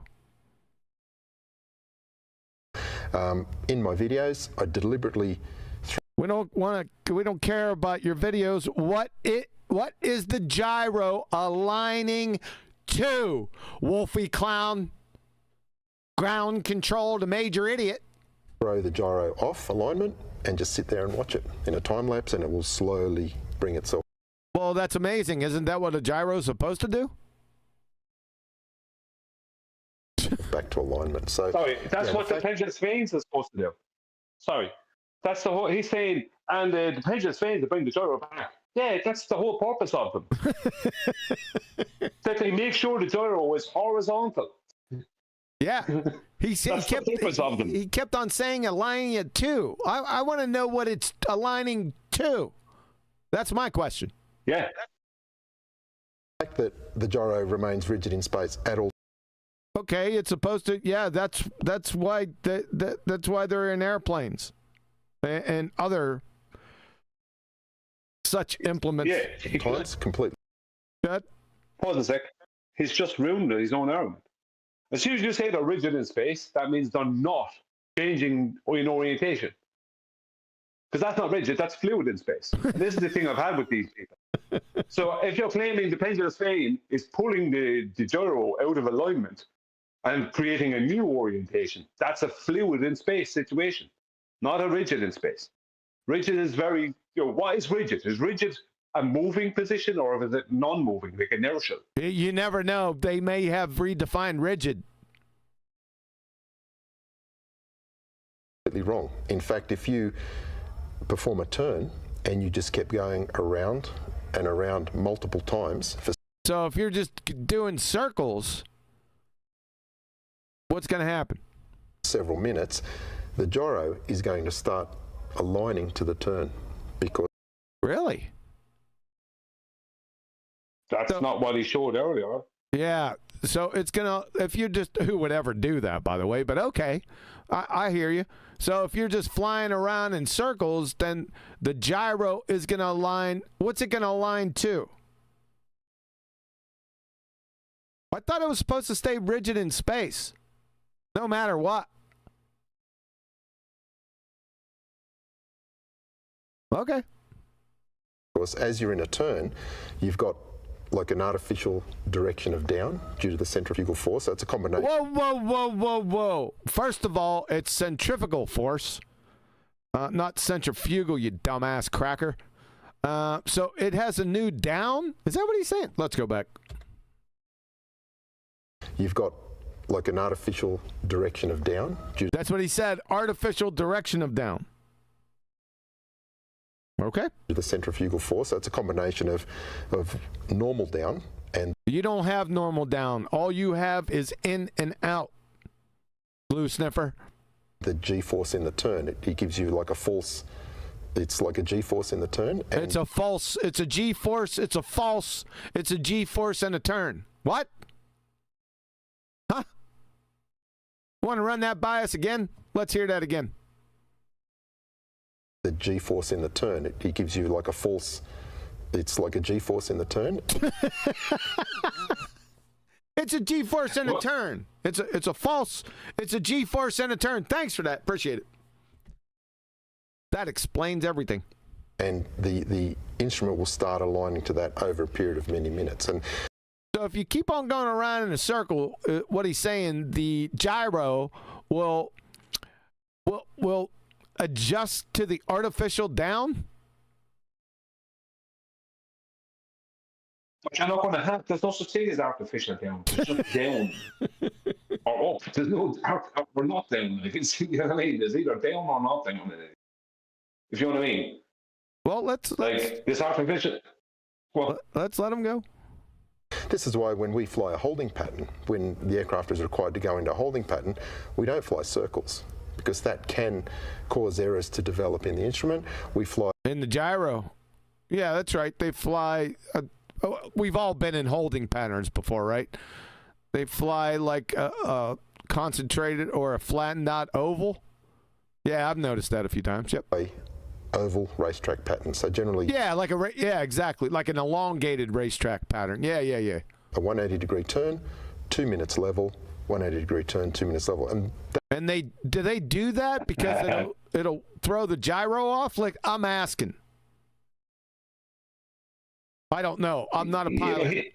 I did sleep in a Holiday Inn Express last night, though. He is saying that if the fluid surface now would end up causing issues to the gyro. We're losing Brian, we're losing your mic. Oh, I'll come back in. We'll just wait. Where's Adam? No, I can't. Yeah, wait. Stop yakking. Come back in. Drop out. Adam, shame on you. Shame on. Just keep going, Kiwi. You want me to keep going? Yeah. All right, let me pull that back up again. I got to have that up. That way, a single 180-degree turn is not enough for the gyro to start developing errors. And So the gyro will start developing errors if you continually go around in a circle. That's what he's saying. It's a big nothing burger. I find it interesting. Okay. Minutes of straight flight is enough for it to continue remaining. Go ahead. Can you hear me? Am I any better? Not really, but try it. Yeah, well, he said that it does a 180, then flies level for 2 minutes, then does another one that's level for 2 minutes. Yep. So it's not going around in a circle then, right? Yes, correct. So how could you have an oval over a globe? Yeah, Brian, no, let's not go there. He's saying... Well, what's level then? Yeah, he's saying that they do that because the gyro will get thrown out of whack. I guess it would depend on... Listen, I'm no gyro expert, but I got the concept, right? If that gyro gets thrown out of alignment with rapid, it would have to be a continuous bank in a circle in a drain. I don't know. I'll have to ask some experts on gyros about this. That seems a bit strange to me, but I could be wrong. Correctly aligned. It's a nothing burger anyway. It doesn't have anything to do with his BallTARD. Wow. Ladies and gentlemen. Wow. And this is the importance of reaching out to people who are. Why? What did that didn't, he didn't demonstrate anything. What he just said, what did that demonstrate? One big ass nothing. Nothing. Zero. You glue sniffing idiot. Are actually pilots to understand how these things work. How what things work? This is what true research looks like. This is true. Is this your deep dive? Why would I ask a pilot when I should be asking an aeronautical engineer? Well, pilots should have a lot of answers to these questions, but you're right. Aeronautical engineer would be probably the person to go to. Yep. Like, they're the ones that anybody that built wants those to gyroscopes. Yeah, they built. Yep. Agree. Call themselves a truther and is actually. I never called myself a truther. You talking about the two of us? Searching for the truth, will do something as simple as I do, which is just reach out. Just reach out. This is deep research into Wolfie clown shoes. To these incredible people that are incredible contradicting liars. We've already demonstrated that. Is this almost over? Thank the Lord. Involved in this debate that are willing to spend. There is no debate. Hasn't been a debate ever. And the time to educate you and to help you. Wolfie couldn't educate the bionic woman on hearing if he chained her to the back of a dump truck and drug her through a nitroglycerin plant. You abject glue sniffer. What do you want, Flatsy? He said educate you. Like they educated anyone. Yeah, right. Understand these situations. Is it this or these? Wolfie, thank you so much for doing this. Thanks, Wolf. No, thanks, Wolfie, for that. I absolutely love this video, you flat-headed idiot. I appreciate you bringing him out and exposing his dumbass, McDuffy McMoron. Thanks, Will. True privilege. Thanks, Will. True privilege. 100%. Exactly. Yep, thank you. Awesome. Yep, sure. Yeah. Piss off, clown. Alrighty then. I guess you know what the next video is going to be about, people in YouTube land. Only one person in Discord may know because they can't see the live stream. Gotta love that. So let's just exit out of Mr. Wolfie because I've had enough of that shit. Piss off. And then when you get there, piss off some more. Okay, it's not that one. It's that one. All right, let me make a couple of pre-flight checks.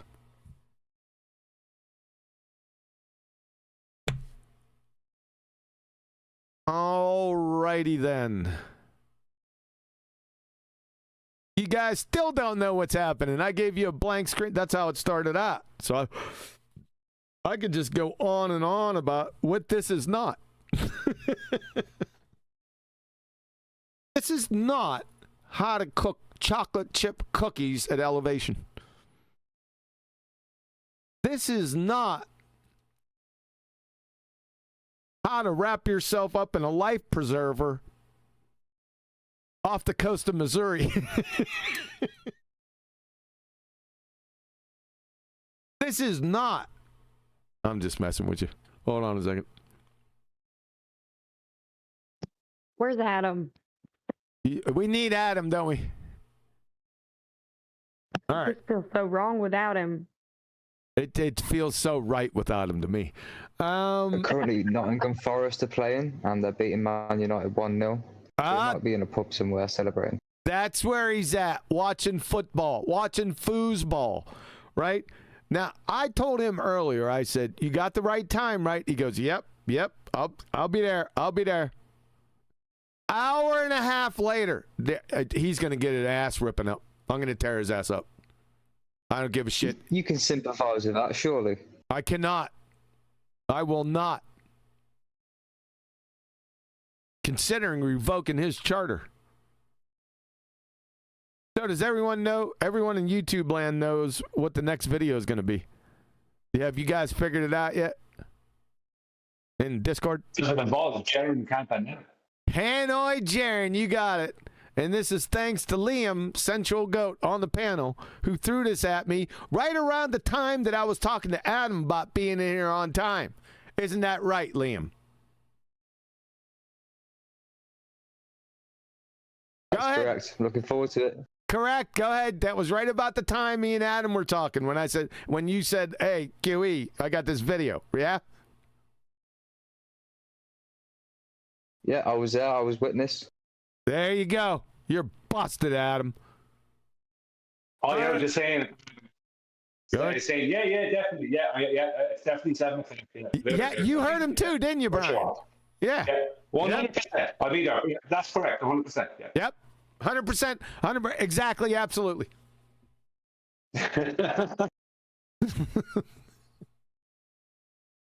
Well, we got the BallTARD, Hanoi Jeran.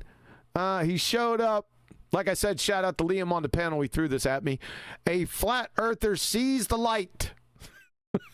A conversion. Sorry about that. A conversation with Jeran Campanella. This is from the Center of Inquiry. I've never heard of this before.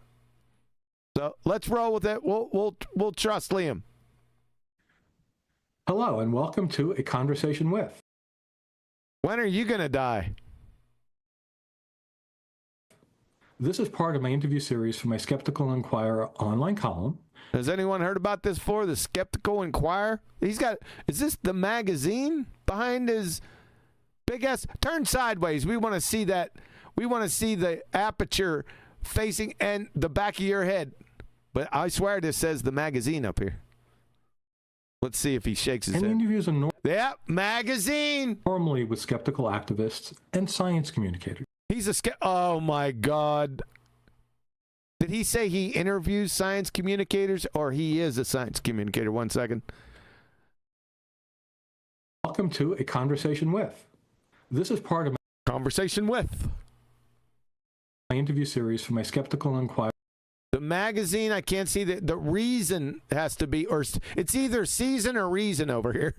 Our online column, and the interviews are normally with skeptical activists and science communicators. What? I didn't catch that drivel. What? Column, and the interviews are normally with interviews. Do you speak much? So he interviews science communicators. Skeptical activists and science communicators. Today. What is a skeptical activist? Can anyone help me out with that? Nope. Hold on a second. I got to make. Hold on a second. I got to make my smoothie order. 1 second. Go ahead. I think a skeptical activist is when you're skeptical and you do stuff a lot. Yeah, Adam. Yeah.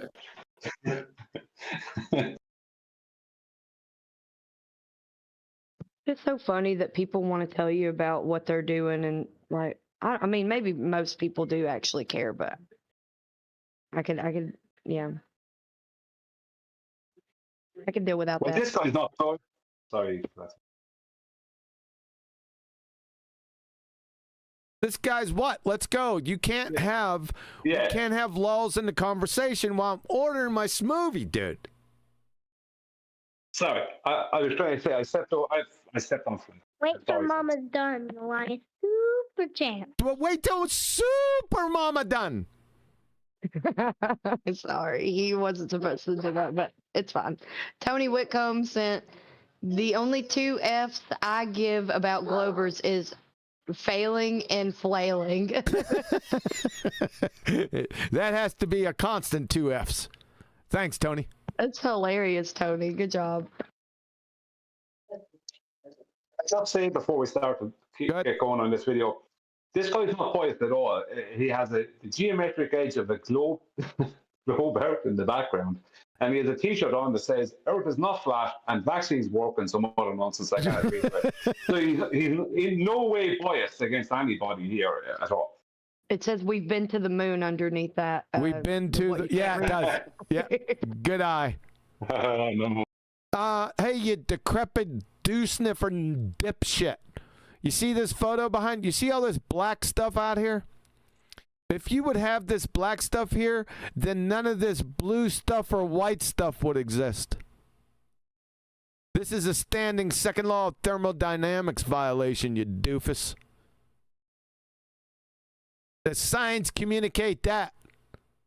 Today, however, will be a very unique episode. Why is that, may you ask? Well, today's special guest is Jeran. Special needs guest. Campanella. There he is, Hanoi Jeran. Welcome, Jeran. Thanks so much for joining me today. Hey, appreciate you having me. Welcome, Jeran. Thank you so much for joining us today. Well, hey, dipshit. Long time no see, BallTARD. Absolutely unbelievable. How many years ago did I call this? Hanoi. Hold on, you weren't the only one that called it. Oh, long give you before. credit. You've been calling it for a long time. Long before you were even thought of. For my audience who do not know who you are, it's probably because they've... We know who he is. My audience know who this crayon muncher is. This is Hanoi Jeran, Mr. Rocks Cause Waterfalls. We know him.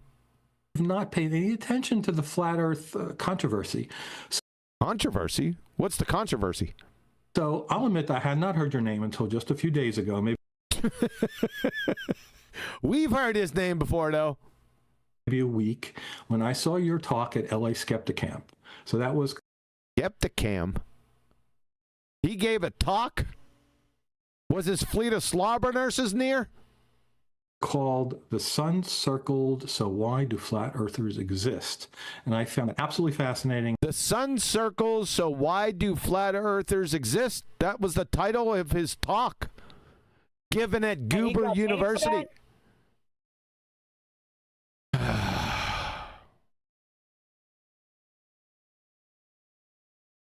Neil. I said it. He got paid for that? Why are you interrupting me? Because you stopped talking. I did not stop talking, Neil. I heard a break. You're gonna hear a break. I'm gonna break your back. That's already happened. Are you gonna do it again? It'd be my pleasure. Can we do it live? Absolutely. All right, guys, chill out. Shut up. Why is this guy talking about sun circling and getting paid for it? Can I get a gig saying the moon rises? Shut up. And I had to get you on here to, to introduce you to the Skeptical Inquirer. Introduce you to the Skeptical... Who's the Skeptical Inquirer? Is that you? You decrepit dipshit? Followers, and also to ask you some questions about that. Awesome. Let me tell the audience. Oh, that was an edit. Awesome. Go ahead, smile, you fucking goober. Pause a second. I did. This guy said he's never. Thank you. This guy said he's never heard of Jeran Campanella. Now he has a T-shirt that says the Earth is not flat. Now Jeran Campanella is about mainstream as it gets when it comes to flat Earth, especially because he was in the, behind the curve thing, and now the TFE thing. So I find it very, very strange that this guy says he hasn't heard of him until last week. So who was he interacting with, this guy? Or has he never interacted with anyone? I never heard of the Skeptical Inquirer. Brian, I never. I can answer your question, mate. All right, go ahead. Later on, he will clear up that he does recognise him from a Netflix documentary. Okay. Very good. Thank you. So he's senile. Yes? All right, lawyer. Because he said he doesn't recognize Jeran or his name, but later on he's going to recognize Jeran and his name. Okay. You tell them. That you giving a talk at the Skeptic Conference was also an unusual event, and the reason is because until just a few months ago, you were a flat Earth believer and proponent. He was a flat Earth believer, folks. Let's see what he says. With a significant following. Yeah, he's nodding. Yeah, you were a flat Earth believer. You weren't even that. You were a true earther. That's who you were. Not even a flat Earth dipshit believer. You don't know what believe means. Neither does this doofus over here. Believe means accept something without evidence. That's the definition of believe. So you were a true earth believer and you didn't correct him. Clown. Your YouTube channel is called Jeranism. Am I Jeranism, doofusism. Thanks, baby. Guess what I got? Thank you, Miss Huey. It's Keeping his blood sugar balanced. That's right. They know about my blood sugar, honey. Oh, yeah. She said, oh, yeah, everyone should know about my blood sugar. Yeah, kind of obvious. Especially with that bastard Adam not turning up. It could be thicker, though. But good, though. Thank you. Yeah, you better be nice to Miss Huey. It's a berry explosion. You ain't saying hi to Mrs. Q, you flatsy. I didn't. I said you better be nice to her because she has to put up with you all the time. I bet it's a handful. 26 years, flatsy. Even more so, be nice.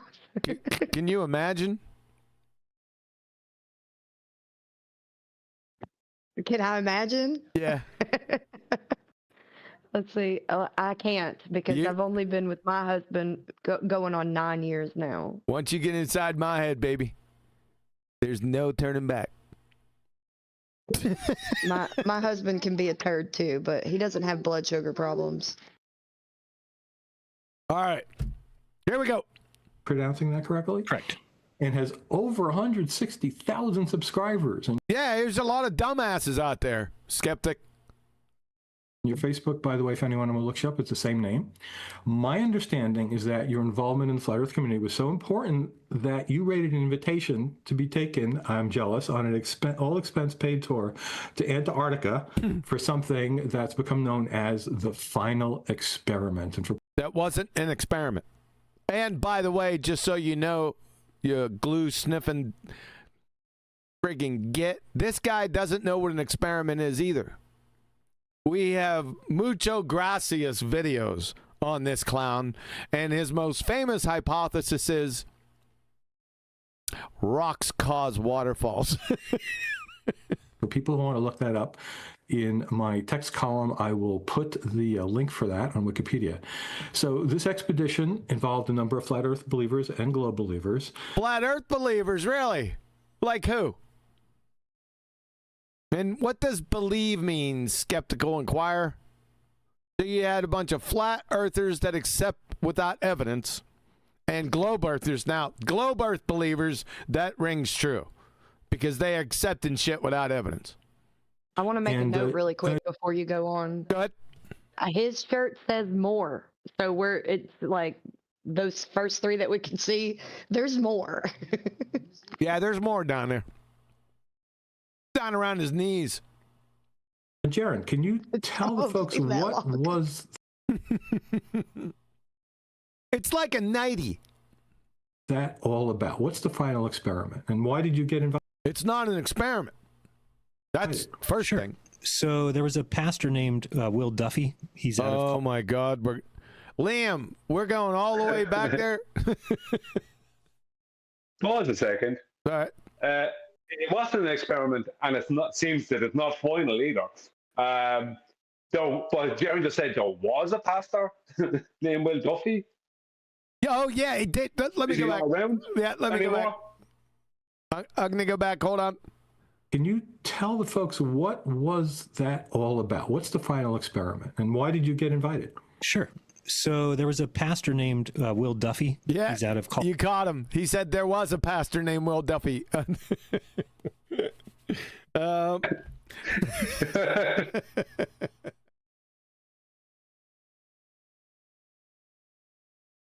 Is the Duffster still around? Is McDuffster still out there?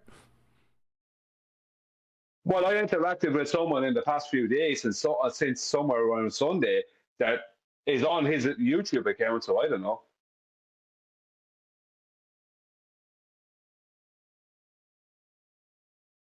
Colorado, and he had a friend who he saw a post on Facebook that she thought the earth was flat. He thought that she was kidding.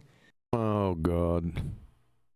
And so he kind of started to ask some questions, and then he found out real quick. He kind of started to. Did he kind of start to, or did he start to? Or just kinda? Friggin' moron.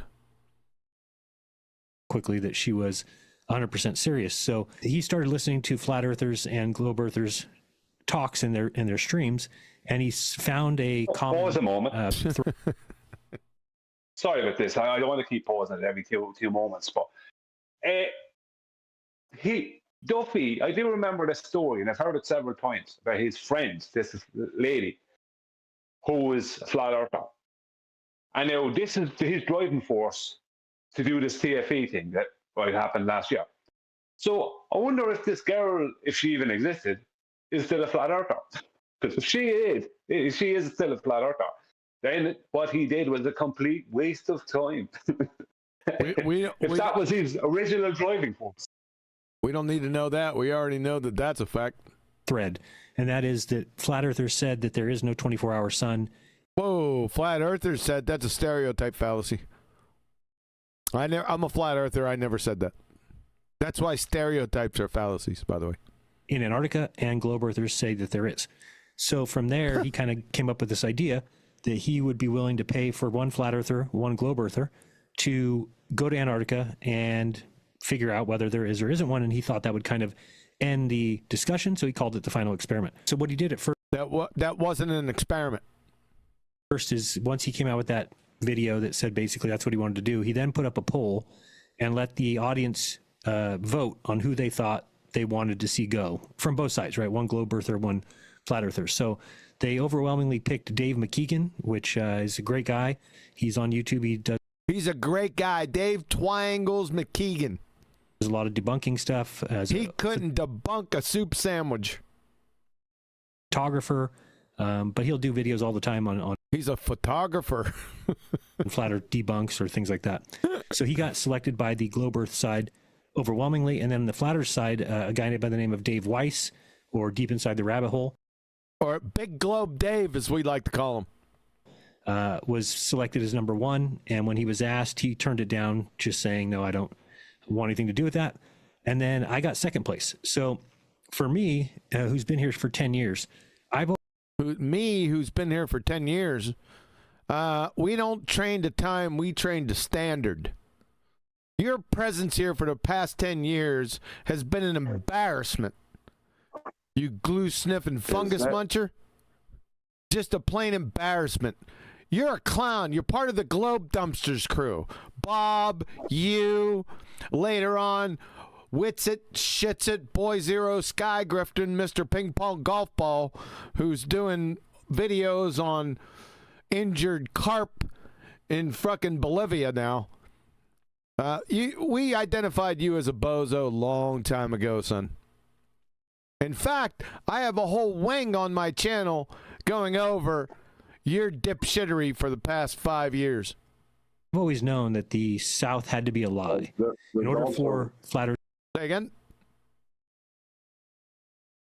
Well, there's the admittal that Nathan Oakley was not given an invitation within that statement.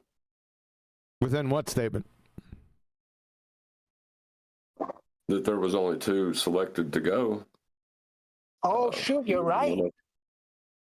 Okay. To be true, you need the South. I'm pretty to be sure he's going to expanded. contradict himself there and then say that Nathan was invited but turned it down. I'm pretty sure. Don't be anticipating what's gonna. Liam. You want to get a broken back? Don't anticipate your video that you gave me.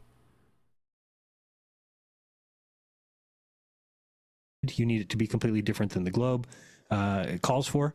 And so I've always known that. And I've always said, and you know, I could give reasons why I thought that originally, that there was no 24-hour sun in the South. And so when I found out that this is what was going on and that this is kind of a once-in-a-lifetime trip, and then I also looked at it as a way of, man, if I went down there and the sun did circle, then I would know that I've been wrong. And I would know. Know that you've been wrong about what? What the hell are you even talking about? That it's time to hang up. Pause a second. Go ahead. Sorry. Like a couple of things he said there, I'm not going to ask you to give me a J, it's just nonsense. But he said, then I would know. What made you think that you, like, that know what? That's what I said. Why is it? Yeah, it's then I would know. Know what? Yeah. You mean to tell me all those 10 years prior to that? Because he turned up in late 2014, I think it was, only a few months before me. That all those 10 years prior to that, you didn't know anything. You were completely out, blowing in the wind. Is that what he's trying to give people the impression that was going on? Yeah, he still doesn't know anything. So to me, it was a very inviting kind of situation. But then, of course, immediately flat earthers started, whispering stereotype fallacy between each other and making videos. I'm a flat earther. I didn't start whispering shit. I screamed it from the rooftops, Hanoi, Jeran, that you're a freaking scumbag, lying piece of shit.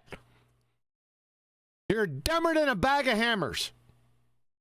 About anybody who went along with this idea was compromised or paid off or part. Along with what idea? We told you that when Will Duffy, long before you, when he first came out with it, we told Will Duffy about 30 seconds after he spewed his horse shit out. We said there was two affirming the consequent formological fallacies wrapped inside a false dichotomy, all together in the enigma of a pseudoscience non-experiment. 30 seconds after he spewed his horse shit out. And it hasn't changed. Part of some, master conspiracy. So it kind of became this whole thing where people were messaging me and calling me and saying, don't have anything to do with it. Don't get involved with that. It's going to be some scam. They're going to do something. And I said, well, I don't know what you mean by this. You don't know what you mean by that because you're already scammed back in behind the curve. And then you took over that responsibility and became a scammer yourself. Now you're the king scammer. Some scam if they're going to fake the sun or anything like that. Right. You're going to be there looking up at the sky. How Correct. could they scam that? Yeah, you're going to be looking up at the sky and making claims about what he's walking on. Does that make sense to you, skeptical inquirer, moron? Yeah. So to me, I was like, as long as I'm the one going, and I hate to be selfish like that, but it was a selfish kind of move in that. And then I felt like I would owe my audience that, right? Oh, your audience what? Is anyone following what he's talking about? I'm not. Oh, really? I would owe my He's audience. talking a lot of rubbish. Talking a lot of rubbish, the incoherent ramblings. At least going down there, seeing it, coming back and saying, look, I've been wrong. You've been wrong? Wrong about what? That science doesn't prove things. That's what he was wrong about. Here's the truth. And then part of me, be it a small part, really. A small part, we know which part that is. And by the way, what about electrify and electripa? Did we ever get conclusion like an ending to electrify or electripa? We need closure. Really thought that the trip would be, well, I think if you go back and look at the 3 months prior to the trip would be, he's got a problem with sentence fragments, doesn't he? I thought for sure the trip was going to be canceled, or there would be something that would happen that would make it not take place. That's what I was going to ask you. So you're telling me yes. You thought it possibly in your mind this was a scam to see. Well, he's a scammer, so he would readily recognize it. If you'd agree to it, but they really couldn't send you down there because then you'd find out the truth. Yeah, and there's been truth about what? Where is there truth down there? Wherever we go, when we travel to somewhere, do we say, do I say, like when I get off a plane, this is truth? Probably in the last 10 years, 3 or 4, I can think of moments where there's something like this that started to get going, and it never started. Something like what that started to get going? What? Every case, it ended up being some sort of scam. So, well, you'd be able to recognize it. One time, they were going to fly a bunch of people on a. Sorry. Go ahead. That's a lie. Right? Because it would fall apart or something, he says. No, the behind the curve happened. You're part of that rubbish. Yeah? You got involved in that scam. So no. What you just said was a lie. Basically a circumnavigation flight. That was how it was. Oh, that circumnavigation flight. That was, what's his name? We just did a treatment on his dumbass. I can't. Greater sapien. Yeah, greater sapien idiot. That was a belly laugher. Was billed, and a bunch of people donated money towards some people that were going to go, and then it got stolen. That money got stolen. Ended up being a total fake. Oh. So was that going to circumnavigate Antarctica or just around the circumnavigate Antarctica? You want to run that by me again? You decrepit senile git. Equator? What was it was going to be like around the Earth. So it's supposed to be. I mean, it wasn't like one flight. It was basically, fly to here, land, get up, go again, land, go again. So there was a couple guys. I remember one guy's name is Greater Sapien. Yeah, he mentioned it. Yeah. There was like 3 sentence fragments in there too. This idiot Hanoi Jeran is actually illiterate. He's a YouTuber, and I know he had gotten like $20,000 donated, and then it was stolen from. From where? How can they donate him $20,000 and that was stolen? Where was it, and how did it get stolen? Basically, the people who were putting it on anyway. Basically, the people that were putting it on, the people were person. You have a problem with singular and plural too. This makes no sense whatsoever. What you just said. It's like you're rambling incoherently, directionless drivel, you moron. I'm glad you're a Glober now. Everything seems to line. That the sun seems brighter. Water tastes better. You know what I mean? I don't know a lot about that other than there's been a few that have shown up. You don't know a lot about that? That should be the title of your autobiography. To be not true. And so. What the hell? Let me go back. I didn't get that. It was stolen from basically the people who were putting it on anyway. I don't know a lot about that other than there's been a few. Then why are you speaking to it? Dude, why are you double speeding on me? Stop that shit. Basically the people who were putting it on anyway. I don't know a lot about that other than there's been a few of these that have shown up to be not true. They've shown up to be not true. Good English.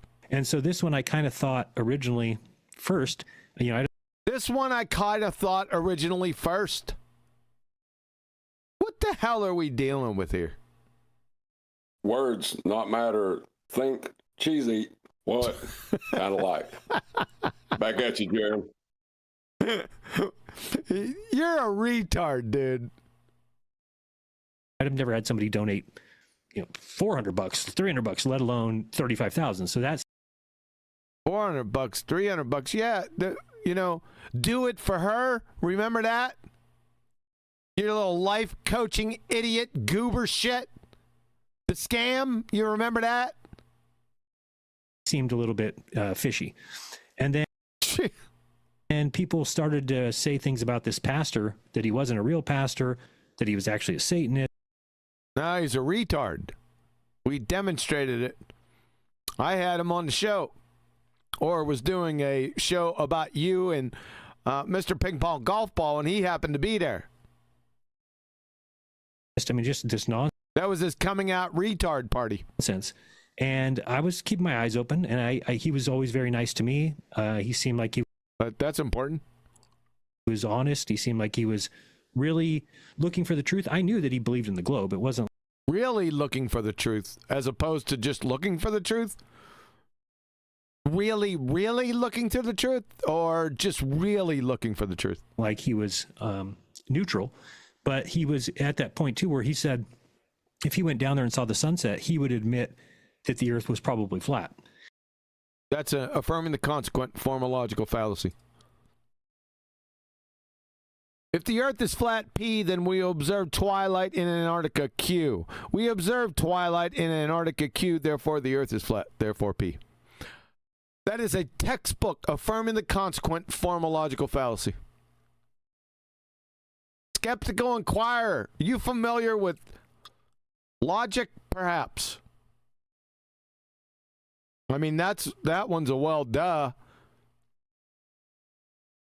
because it really, well, and I appreciated him saying that because really. He appreciated Will saying and affirming the consequent form of logical fallacy. He appreciates logical fallacies and incorporates them into his bloviated BallTARD worldview. It's a pretty serious thing if the sun did set there when they've been telling everybody. Why? Who are they? For years that it does not, and that there's a 300. Who are they? And what's the significance? 360-degree sun. So it sounded like a great idea. And then at first I was a little bit iffy on, well, you know, I know that the Antarctic Circle starts around the outside of the continent and that it's very difficult to go very far into Antarctica. Usually cruise ships will go close by. Or cruise ships, they can't go inside Antarctica? Wonder why that is. Maybe because there's big friggin' blocks of ice. What the hell? It's just incoherent drivel. Just ramblings of a moron. Or they'll go to that little peninsula there. Huh? And so then we found out that he said, no, we're going to 80 degrees south with a company called ALE. So I did my research on them and found. What did that entail? Out that, you know, that's why the trip was so expensive. And then I also found out it was kind of an easy trip. There wasn't extraneous stuff. It wasn't like I was going to have to, because I. Extraneous stuff? You were kind of, what kind of sentence fragment much? I don't ski. I'm from California. Holy shit, dude. Yeah, I got to go back. He's talking too fast. Go ahead. Was he expected to have to use jackhammers and shovels? He said strenuous. What was he expecting to have happen? I don't know. That didn't make any sense to me. Found out that, you know, that's why the trip was so expensive. And then I also found out it was kind of an easy trip. There wasn't extraneous stuff. It wasn't like I was going to have to, because I don't ski. I'm from California, number one, too. Because I don't ski. I'm from California? What? One of the main reasons why I went to California was the skiing.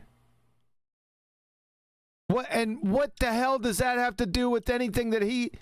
What are you even talking about? I mean, how much of a retard are you? True or false? We're at that level, right? This is incoherent ramblings from an abject moron. Skepto, and he's funny to you. I could guess that's why you're smiling. I'm not, I've never shoveled snow in my life, not one time. And so I just was kind of like, I don't know if I really want to. So once I. So does it not snow in California? You ever hear of the Sierras? What a glue sniffer. How about Mammoth Mountain, baby? That's what I'm talking about. I saw it was easier than that. I said, okay, you know, I'm interested in going. I said I was a little worried. Yeah, but you weren't a skier, but you're now interested in going. Okay, got it. Worried about going alone, and I thought that what would end up happening is there'd be like 7 or 8 globe earthers that would end up going, and it would just be me. So I said, you know, I would like it if I went with somebody else. I don't know how we can do that. Maybe we can crowdfund. And he said, well, what if I sent somebody with you? What if I paid for another one? And I said, oh, well, then for sure. I mean, I would go. So the person that came in third place was actually a friend of mine. His name's Austin. And so he asked Austin to go. And that's Mr. Ping Pong Golf Ball, Skeptical Inquirer. Boy Zero, Sky Grifter. He goes by many names. Shits at Zero. You know him. And then Austin so no said, invitation to Nathan. The what? It's admitted no invitation to Nathan. All that stuff was a lie they said about him being invited. That was a lie. So far. Well, I only will go if you go, talking about this pastor, because originally the pastor wasn't going to go. I don't know why he thought that. He was going to pay for one globe, one flat, and they were just going to go together, those two.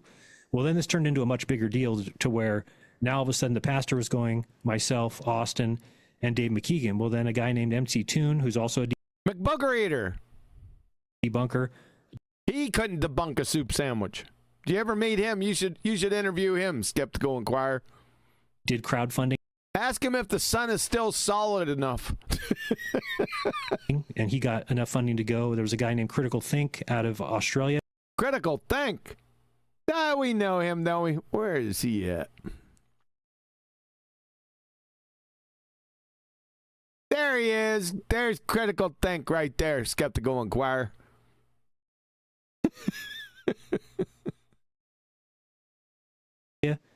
He decided to go. Then, if you know who Candace Owens is, her... Don't.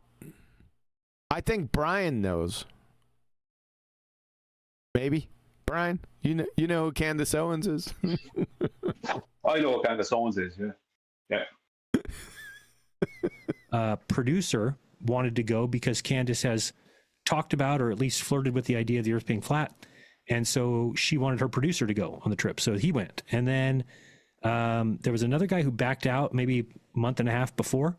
And so there was an extra one more seat. And then it ended up being another flat earther that went by the name of Jonathan Marionde, I think his last name's. He's basically a documentary film producer. So he went as well. And then there was another one that happened that somebody called in and said that, or not called in, but emailed and said that they would be willing to pay for one other trip if he did some sort of a contest or something to give it away. So the sad part about that is it ended up being a flat earther who was doing that as a joke. Now, the pastor... I thought it was a scam.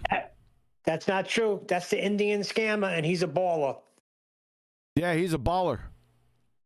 So I thought it was a scam, but now it was jokes now? Huh, interesting. Didn't know that. So the pastor ran a thing. What, the pastor didn't do his due diligence? Shocking surprise. Where he basically said, hey, turn in your application. So like 40 people applied. You had to have been a flat earther for more than 2 years. You had all these different qualifications. Well, anyway, he ended up selecting this girl, Lisbeth Acosta, and then it was found out right after that it was fake. So he was kind of stuck because he had already picked her. So, well, that sounds like a will problem, doesn't it? Didn't he have the money already before he offered the ticket and the contest? You'd think so. But Will is an absolute moron. We're talking about McDuffy, the McDoofus. So what he did is did a crowdfunding, and it was covered pretty quickly by... Superchat. I heard you, booger. What did booger... I heard it now. Heard that good grief. Are you deaf, boomer? I'm just kidding. Retro Bill sent QE. There might be hints of the English language somewhere in Jeran's speech, but without your translation, I'd be utterly lost. Yeah, I know. I got you. Yep. Thanks, man. Appreciate it. I didn't hear Booger the first time, by the way. We all know. Watch the show, right? Shut up. Again, there's strength in numbers. So $35,000 seems like a lot, but when you put it out there to a huge crowd of people, everybody. I have a question about the list of names. So I have not followed the flat Earth thing for a lot. I mean, I watched. I haven't followed the flat Earth thing a lot. What? I watched the stuff with Mike Hughes, a documentary. I watched Behind the Curve, but Mike Hughes and Behind the Curve. You didn't see this idiot doofus in Behind the Curve? I don't really get it. Spend my time watching YouTube videos of people. In fact, but you don't spend it. Where you spend your time? I know mostly about this because I watch Simon Dan's debunking video. He doesn't watch YouTube. Oh, wow. He just contradicted himself, you decrepit doofus. You got to be senile.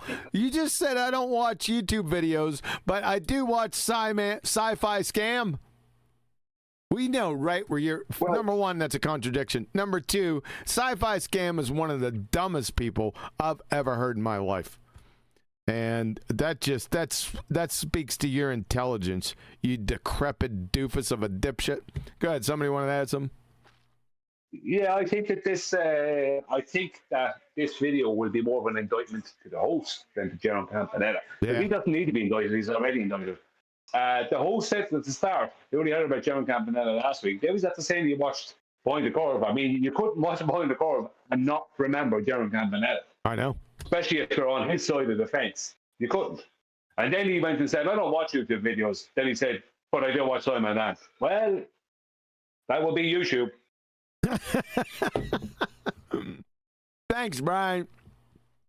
Thanks for ferreting all that stuff out from my audience.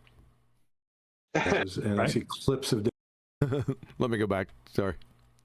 I know mostly about this because I watch Simon Dan's debunking videos, and I see clips of different people, on his. But in any case, I didn't recognize most of the names you said. But the names that I would have thought I would hear, I did not. So was Mark Sargent or Patricia Steer invited? Patricia Sphere. Yeah. Mark Sargent. So Mark Sargent and Patricia Sphere. Where did you get those names from? Does Sci-Fi Scam do videos on Mark Sargent and Patricia Sphere? I'd never seen one. He might have. Yeah, well, But, I like that name, Patricia Sphere. Fits. they were in You got behind those the curve. names. He got those names from the YouTube videos he never watches. Ah, got you. No, wait, Brian's right. They were beyond the curve. Yeah, they were behind the curve. Oh, that's where he's seen him. Okay, all right, fair enough. Yep. Okay, well, you'll be very happy to hear that Patricia Steer is no longer a flat earther. So, yeah, she's Patricia Sphere now. No. Yeah, she left. Yeah. because of the trip. Oh, that. No, I don't think it was because of your trip. I think it was because of some cash. Uh-oh, I might be getting hit with a cease and desist order. So, all right, we have to talk about that later. That's amazing because she was one of the two biggies featured on. Big, did you just meat hook me? Don't do that again, you decrepit dipshit. On that documentary behind. Well, so was I. I don't know if you remember. I'm the final scene. I'm the interesting guy. Are you the guy who said something about the experiment? Yeah, about the non-experiment. Jeran doesn't know what an experiment is. He's been involved in a lot of experiments, but he doesn't know what one is. And science doesn't prove anything. Even if it did, he said that he doesn't believe in proof. Then at the end, right? So at the end, they actually they misrepresented that experiment, which is even. It wasn't an experiment, you dumbass. What a dumbass cracker. He thinks what he did is still an experiment. Can you believe this shit? After all this time. Unbelievable. More reason why I was a flat earther. But yeah, that was me at the. You were never a flat earther. At the very best, a true earther. At the very best, never a flat earther. No chance. Prove it. You can't. The very end of the movie that said interesting because we did the light test. Yes. And saw the light. Oh. The light test. Oh boy. Wow. You might not recognize. I've lost a little weight, so that's not a good thing. But he lost more than that, sunshine. Yeah. So the names. Are you color commentating behind my video? But he did. He said he lost weight. I said it was mostly his brain. Ah, got you. You stopped color commentating. You hear me? Mark Sargent was also offered a free trip, and he turned it down. Dave Weiss was offered a free trip. He turned it down. Nathan Oakley offered a free trip, turned it down. Oh, go, boy. Can't stay silent for that. That's Really? an outright lie. Yep, you're a liar. Shocking surprise, it's not the first time. So that's a lie. Skeptical Inquirer, he just lied to you. Have him prove that Nathan Oakley was offered the trip and then turned it down. Have him prove that. You're a liar, Jeran. You scumbag, degenerate, reprobate retard, you. Huey, before you go on, that's what Refractor was talking about. He indicted himself right in the beginning. Yep. Refracted Curvature, did you watch this video?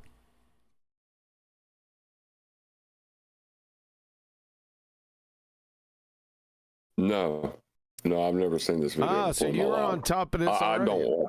Okay. Did you No, I don't watch the videos. Did you just wake up or something? No, I've been cleaning. I'm tired. Ah, see, you sound whooped, man. All right. So there was quite a few people that were at some point offered free trips from other people, and it ended up being a total of 9 that went. So 4 flat earthers, 4 globe earthers, plus the pastor. 4 and 4. So yeah, the thing that's interesting to me about Mark Sargent, I do know a bit about him. not only from the documentary. Once I watched that, I looked up a bunch of other stuff from him, including his Wikipedia article and that stuff.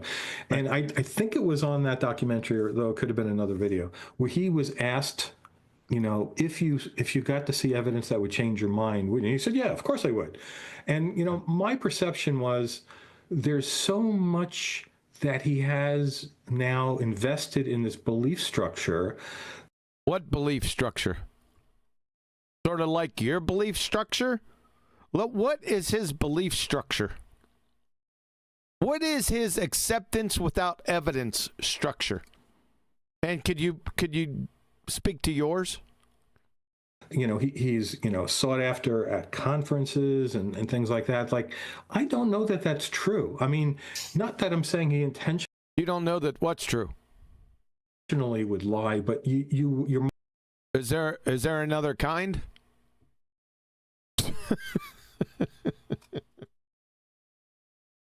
Oh boy, you're a real glue sniffer. Past C now, aren't you? Mind would not allow you to accept it because you know what the ramifications would. Mind would not allow him to accept what? What are we talking about? I mean, what do you think about that? Well, I mean, I would. What, you can't think anything about it. You weren't specific enough, glue sniffer. I think I have the same issue, right? So I mean, Well, you've got a lot of issues. Yeah, you're a scammer. You're a dumbass cracker. You have no science acumen. You'd fail intro to third grade geometry. You need bitch slapped is what the problem is. I think that'll solve some of the issues. Been around since as long as Mark has. I mean, he was in February of 2015. He was the reason I made my first video, which was towards the end of February of 2015. So same month that he started, I started. Uh-huh. And I think that with Mark, and I don't know what this is. I don't know. People are telling me to write a book because there is something that gets. That's another sentence fragment. You write a book. Is Dr. Zeus coming out of retirement?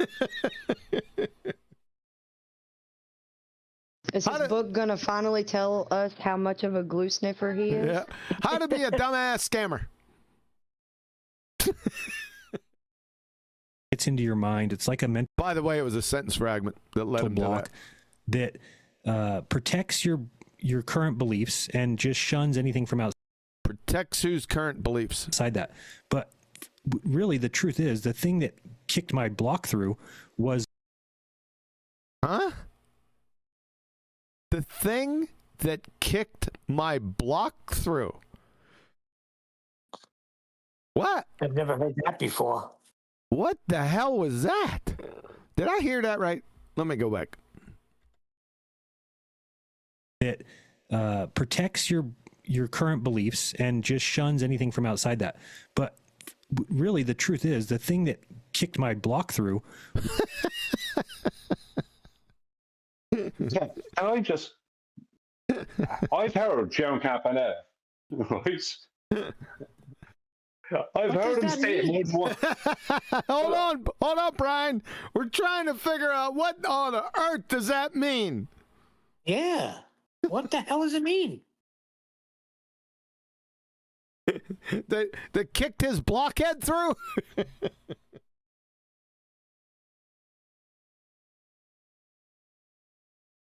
I don't know, dudes. This is really stupid. Was the observation. Observation of what? So I'm wondering if. I guess we're not going to get into that. If, let's say I didn't go. It was Mark who got picked instead of me. Yeah. And he came back. I'm not sure that I would be switched right now, to be honest with you. You would be switched? From what to what? Switched at birth.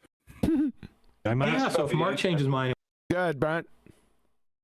That's kind of interesting. It's like, so you're telling us that the video that you're claiming is real of a 24-hour sun, like, wouldn't be enough to switch you. It's nearly like, I don't know, are you saying the video is not real? I don't know, it's just strange. I was wrong. Yeah, you might still be on the other side. You might still be on the other. What other side? Can we identify the sides first? can we get, somewhere painfully into some kind of specificity? Can you do that for your audience, you decrepit dipshit? Yeah, I mean, I guess I wouldn't be doing it for the reasons that flat earthers are today. You wouldn't be doing what? They're claiming it was all fake to CGI. No, that's a stereotype fallacy. I'm not claiming that it was all fake. I'm a flat earther. You see, Jeran fuckstick. That's why stereotypes are logical fallacies. In a studio, which is just really dumb because it's not. Well, you're really dumb. Who really gives a shit about all your nonsense? It was so obviously real. In fact, we had so obviously real. Who cares? 10 cameras out there doing 360. What it was 360 cameras doing 10 degrees footage, doing 24. Did you guys catch that? What if you had 360 cameras doing 10 degrees apiece?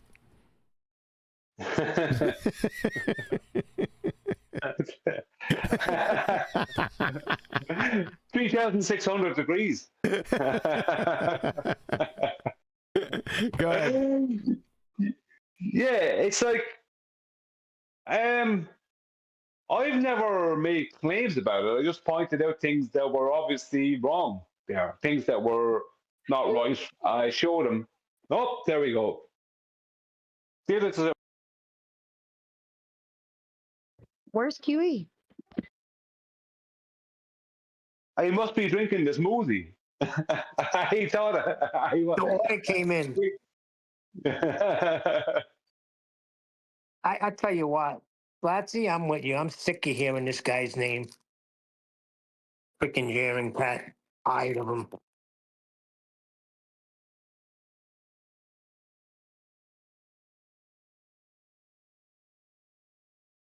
Well, if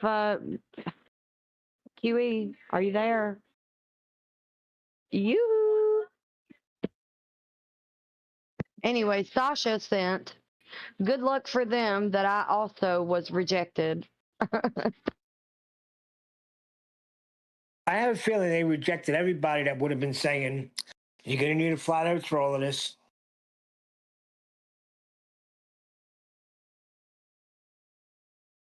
Well,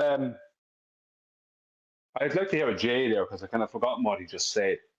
But yeah, I mean, I personally never make any claims about it. Dumb because it's not. It was so obviously real. In fact, we had 10 cameras out there doing 360 footage, doing 24, basically live streams, and then also having full. We have one full 24-hour video. So it's 24 hours of video. It's not time. Yep. I just shouted out a super chat. Well, Booger shouted it out, and then I read it off. You busted me, didn't you? Yeah, you were busted. Yeah, I had to go out and I had to take my smoothie cup out and put some water in it so it wouldn't turn to concrete. But you caught me. Jeez, oh man! I step out for just 20 seconds or so, and I'm busted. Who was the super? Go ahead, Brian. That's what I heard. Who was the super chat? Sasha. Thanks, Sasha. Appreciate it, man.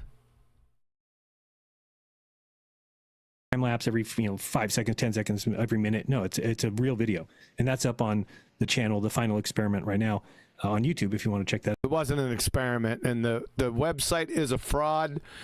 All monies, all funds gathered in its name are all fraudulent. The whole thing. It's fraud. Open and shut case. It's in 3 separate sections. You got to watch. Who's going to watch 24 hours of video, right? But we did that so that we would get away from these people saying that it was faked. And I made sure that I live streamed from Punta Arenas when we got there. So for 3 days in Punta Arenas, I live streamed every day. And then who really gives a shit? What's your evidence for your BallTARD, sphere tard? We didn't know if we'd be able to live stream from Antarctica. We thought there. Who gives a shit? Who cares? Was a chance because we were going to be bringing a Starlink system. The pastor. The Starlink. You're bringing a Starlink system with you. What's that? Did you have a picture of that? I purchased one of those. So we were, and when we landed the plane, and by the way, they land that plane. It's a 757. What color was its wings? got so many great stories, but the 757 had only us 9 on board. So now the way that they run the logistics down there is that when there's people, basically every flight that goes to Antarctica picks up the people that are there, brings them home, then the next flight. So there's always people. Who really cares? I mean, this is like the same thing that was going on with McDuffy and Wolfie Clown Shoes. Who gives a shit about this ancillary nonsense? What is the evidence for your BallTARD, sphere tard? People on the flight one way or the other. So the plane had to go there no matter what because there was a marathon that was being run there. What color were their shorts? That's when we went, they picked up all those people and brought them back. So that's an amazing detail. People run marathons in Antarctica. Yeah, I guess once a year they have like crazy people, right? Oh boy. So yeah, there was I don't know how many people were there, maybe 40, maybe 50. That they got picked up, so our plane landed, and they landed. It's a 757. Holy shit! It was about 3 sentence fragments in about 5 seconds, right there. You need an Adderall drip. You probably need the central line, that some bitch. And they landed right on the ice. There's no runway. There's no nothing. There's no nothing. So they landed on a runway. They landed on the ice, and the ice is the runway. Shocking surprise. Wow. And the second. Jeez, well, what would you expect, you decrepit dipshit? They're going to land it on sand? My.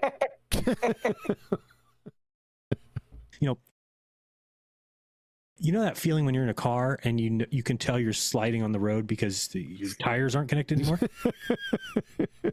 Therefore, glob. What an asshat. Like that plane hit the ground, and then the next thing it did, you knew you were in a slide. I mean, it just felt like it. So luckily, that's amazing.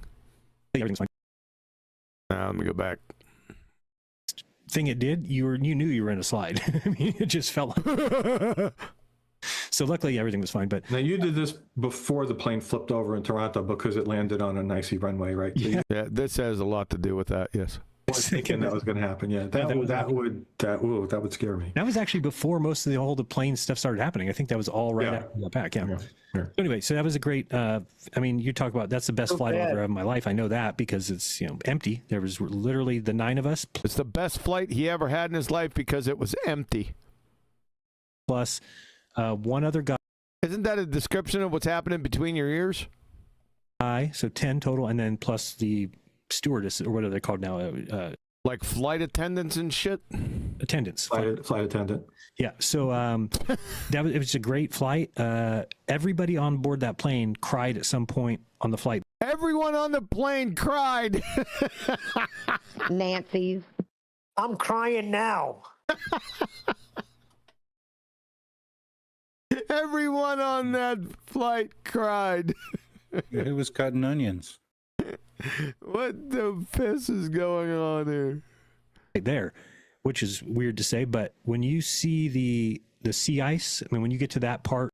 If I see sea ice, I've seen sea ice before and I didn't cry. Just saying. Of when you're about to enter the mainland of Antarctica and you see all the sheets of ice, it's just the most beautiful thing you've ever seen. It looks. So it would make you. Wait, sorry. No, go ahead. Is this like his roundabout way of trying to virtue signal or something? I don't know. I think he should. I don't think he should be institutionalized. So should Mr. Decrepit Dumbass with all his little friggin' sayings on his nightie. Looks untouched, pristine. There's no waves like a ocean. You would think it's because everything's kind of landlocked in between these ice. There's no waves on the ocean because everything's landlocked. What? Huh? Sheets, so it's just like still blue water, beautiful. And then once you get past the coastline, then you have about an hour of flight that you don't see much besides just white, right? There's no that would make me cry, seeing white mountains or anything like that. And then you get, after about an hour inland, then you start to see mountains, and it's just when did everyone start crying, or did they start crying at different points? Some of the most beautiful things I've ever seen. So then you land there. The total flight was about 4.5 hours. When you land there, total flight, okay. from Punta Arenas. And how much fuel they use? Yeah, I mean, the whole trip to me was very. You mean yeah?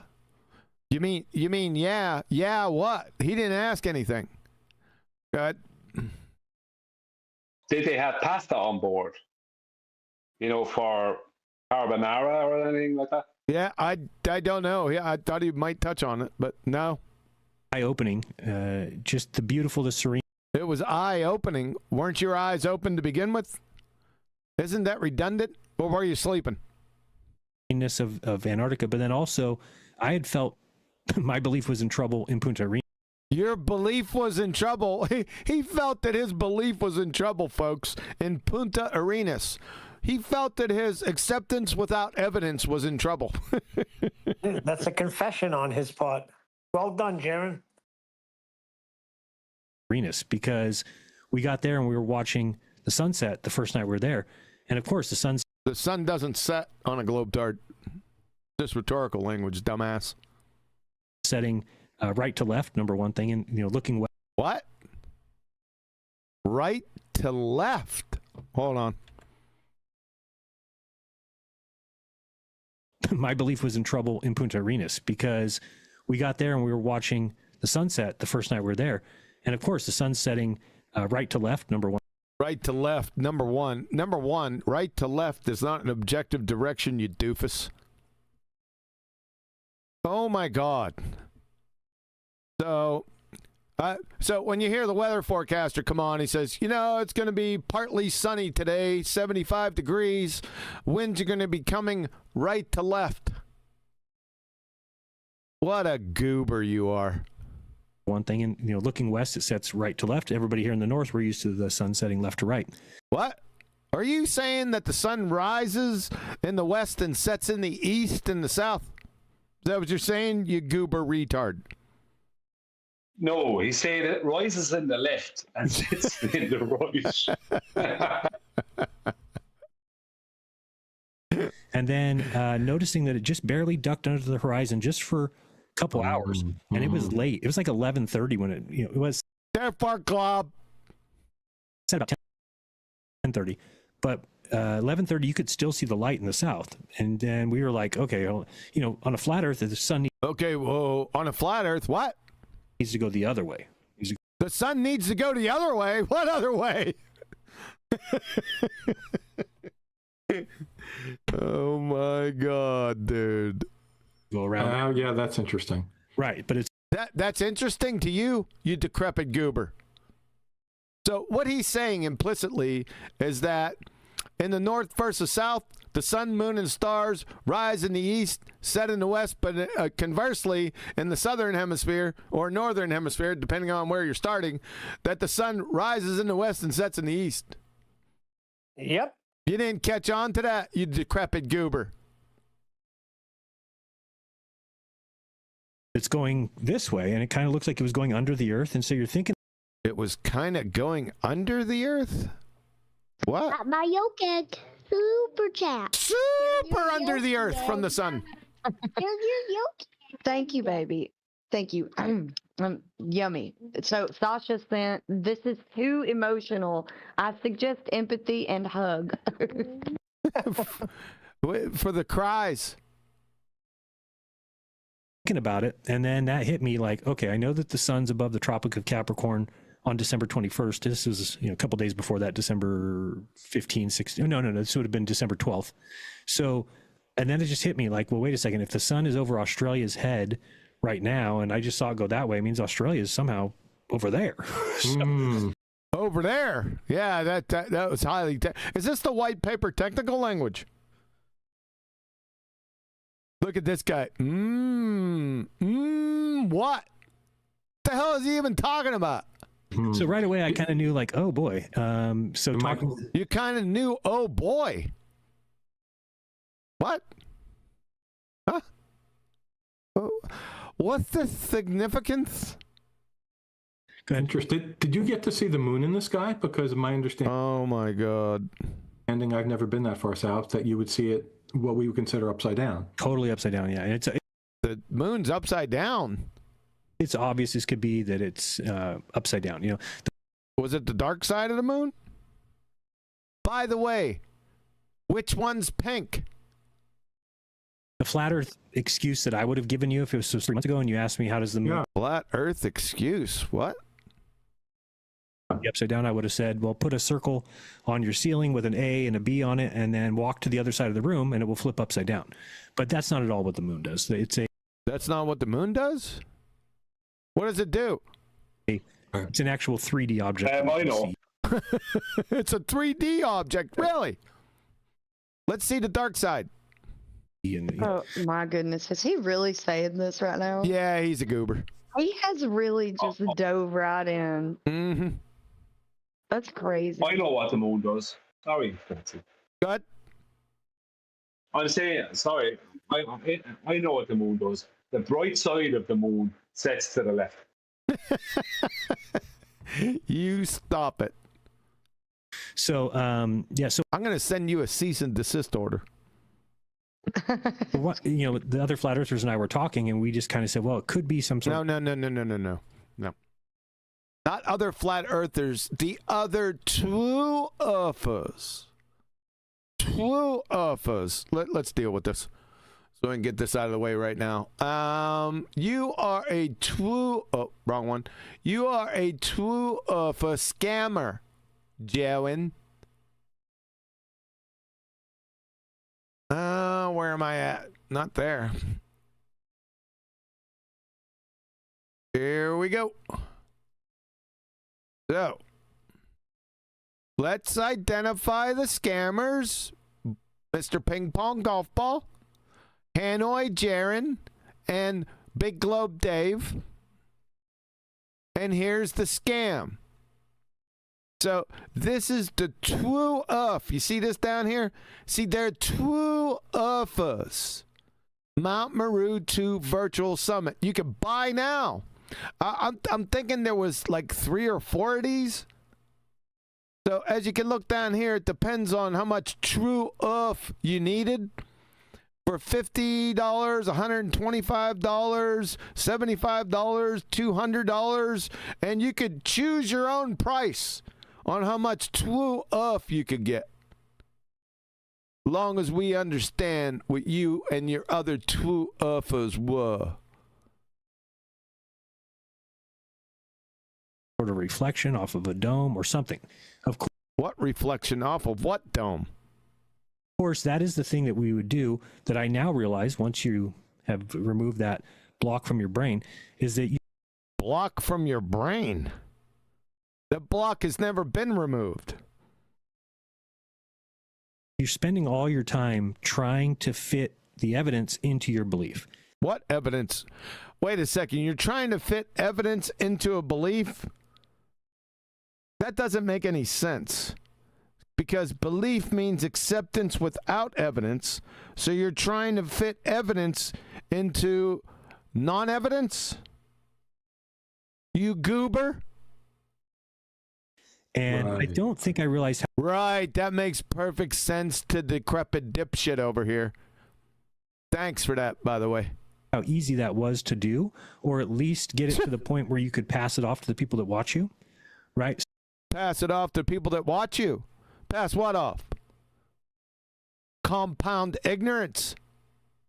So it's kind of easy to do. It's kind of, no matter what you threw at me, I could come up with some, and I thought that was actually research. I thought sentence fragment.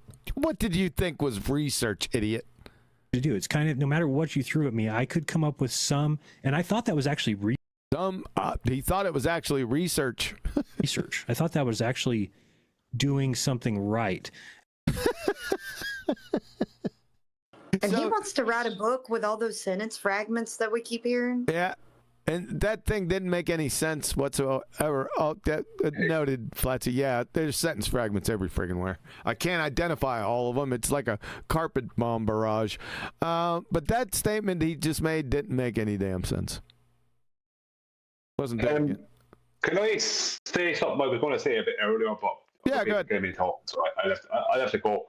I've heard Jeran Campanella say several times that he went to a Jesuit school.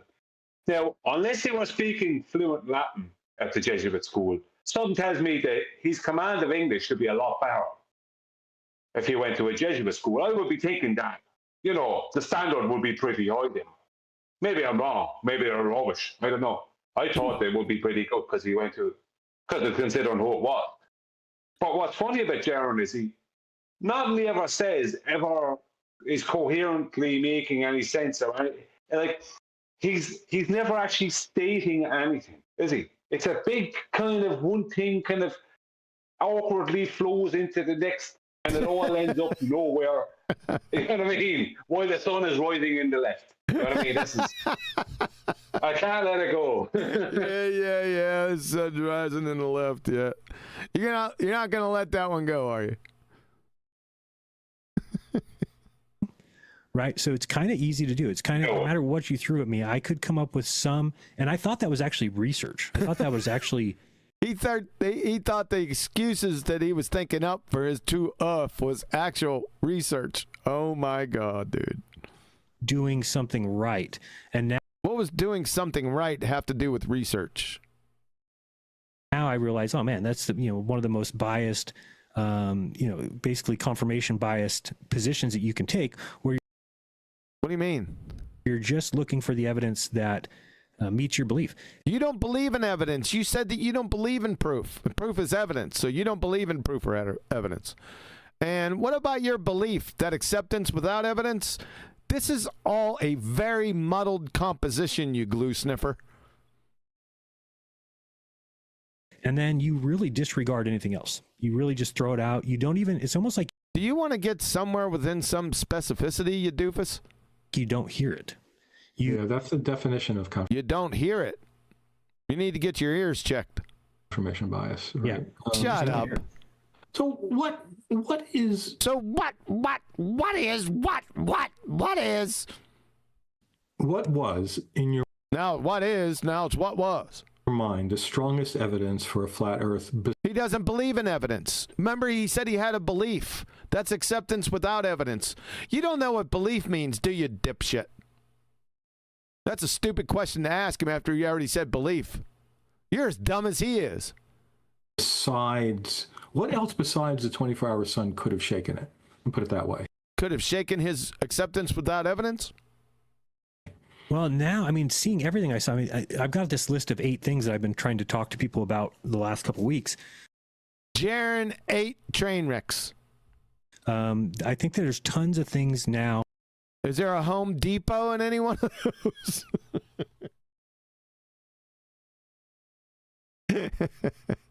I gotta do it. Sorry. It's calling me.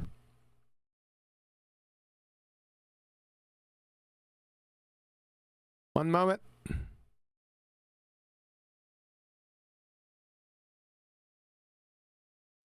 Earth is like a you know damn well what I'm doing.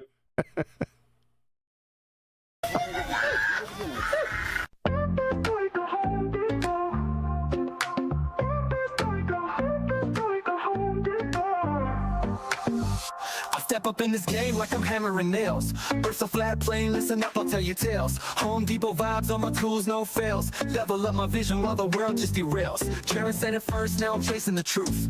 First wanna know, is he shilling or aloof? Now I'm flexing with the facts while they playing the fool. Flat earth, no curve, I'm breaking all the rules. Earth is like Home Depot, got my crew on deck. Home Depot, we ballin'. All this knowledge better show respect. Home Depot, flat earth, they saying no way, but we out here grind. Home Depot, motivated, determined, leave the lies behind. Like a Home Depot. Rolling deep through Antarctica, you know what's up. Snowflakes in the air, yeah, we sipping from the cup. Well, Duffy said, trust me, I came out of the blue. Started from the hustle, now I'm building my crew. Wait, I'm stacking up truth like I'm lumber from the store. Got the blueprint, baby, I'm ready for war. See the horizon straight, no dip in my sight. Thug life on the flat, bringing knowledge to the fight. Earth is like Home Depot, got my crew on deck. Home Depot, we ballin'. All this knowledge better show respect. Home Depot, flat earth, they saying no way, but we out here grind. Home Depot, motivated, determined, leave the lies behind. Like a Home Depot. So I'm here to break walls, I'm kicking down doors, hash street life, I'm hustling what's mine is ours. A whole new vision, we gon' stack and we gon' rise. With my crew by my side, we defy all the lies. Earth is like Home Depot, got my crew on deck. Home Depot, we ballin'. All this knowledge better show respect. Home Depot, flat earth, they say you know it, but we out here grind. Home Depot, motivated, determined, leave the lies behind. So remember this hustle, keep your eyes on the prize. Earth is flat like a board, like the ones on a 5. We'll build this place together, ain't no mountain too high. Home Depot mindset, we gon' reach for the sky, yeah.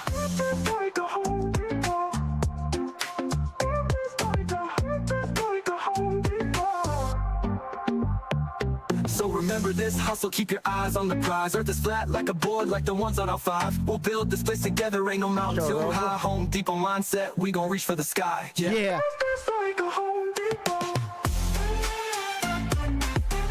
Thank God. I never want to hear his name again. Shut up!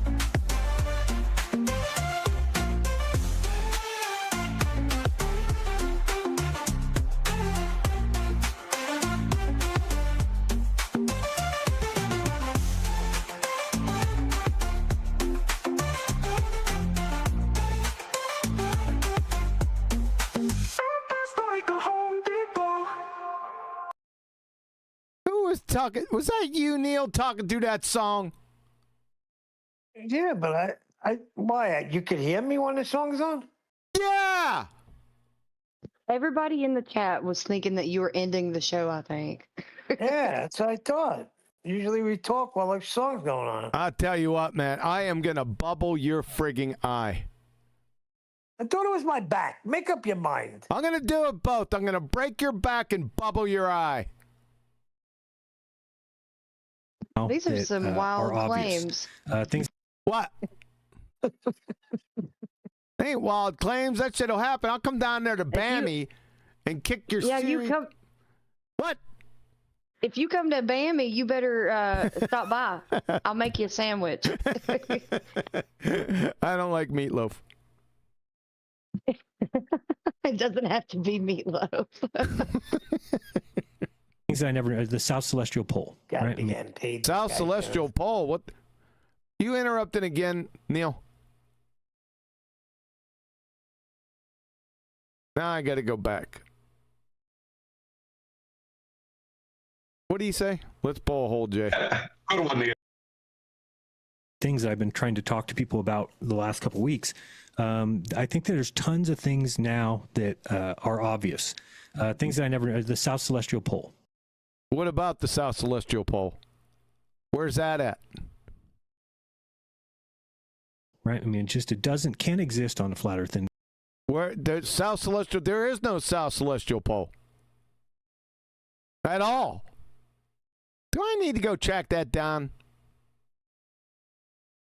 I'm gonna do it. Alrighty then.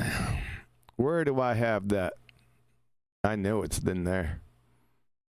Somewhere in there. Hold on.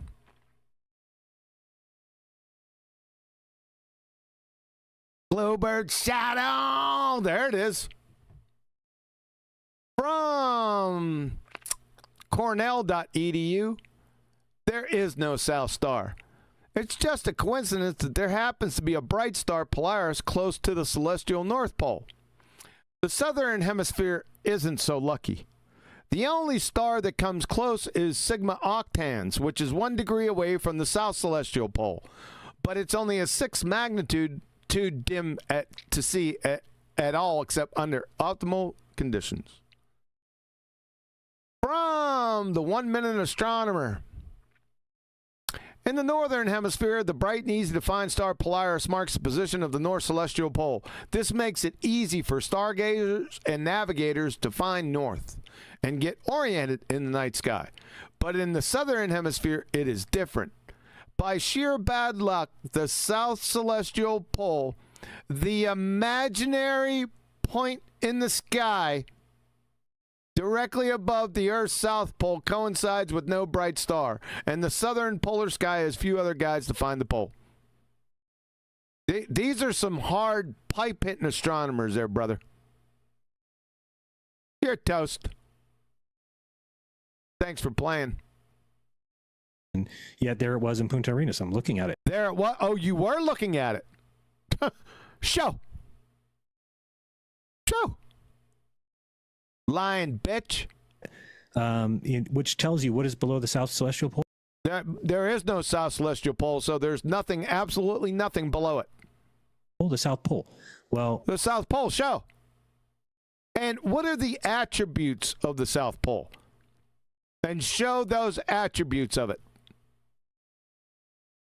The South Pole doesn't exist on a flat Earth. It's actually the South Pole. Not on a flat Earth. There is no South Pole. Show. I'm easily debunked. Show that monkey. Not a barber's pole either. Actually an infinite amount of places and everywhere. An infinite amount of places. Infinity doesn't exist in reality or mathematics. So that was a dumpster fire retarded statement to make. So there's that. There's the sun setting right to left. Shout out to Brian. Did he leave? Yeah, rising in the left. No, he didn't. Exit stage left. Which is for everybody in the South. I mean, that right there is probably one of the things that I wish, because there's things I think globe earthers. Another sentence fragment. Could have done a better job of explaining.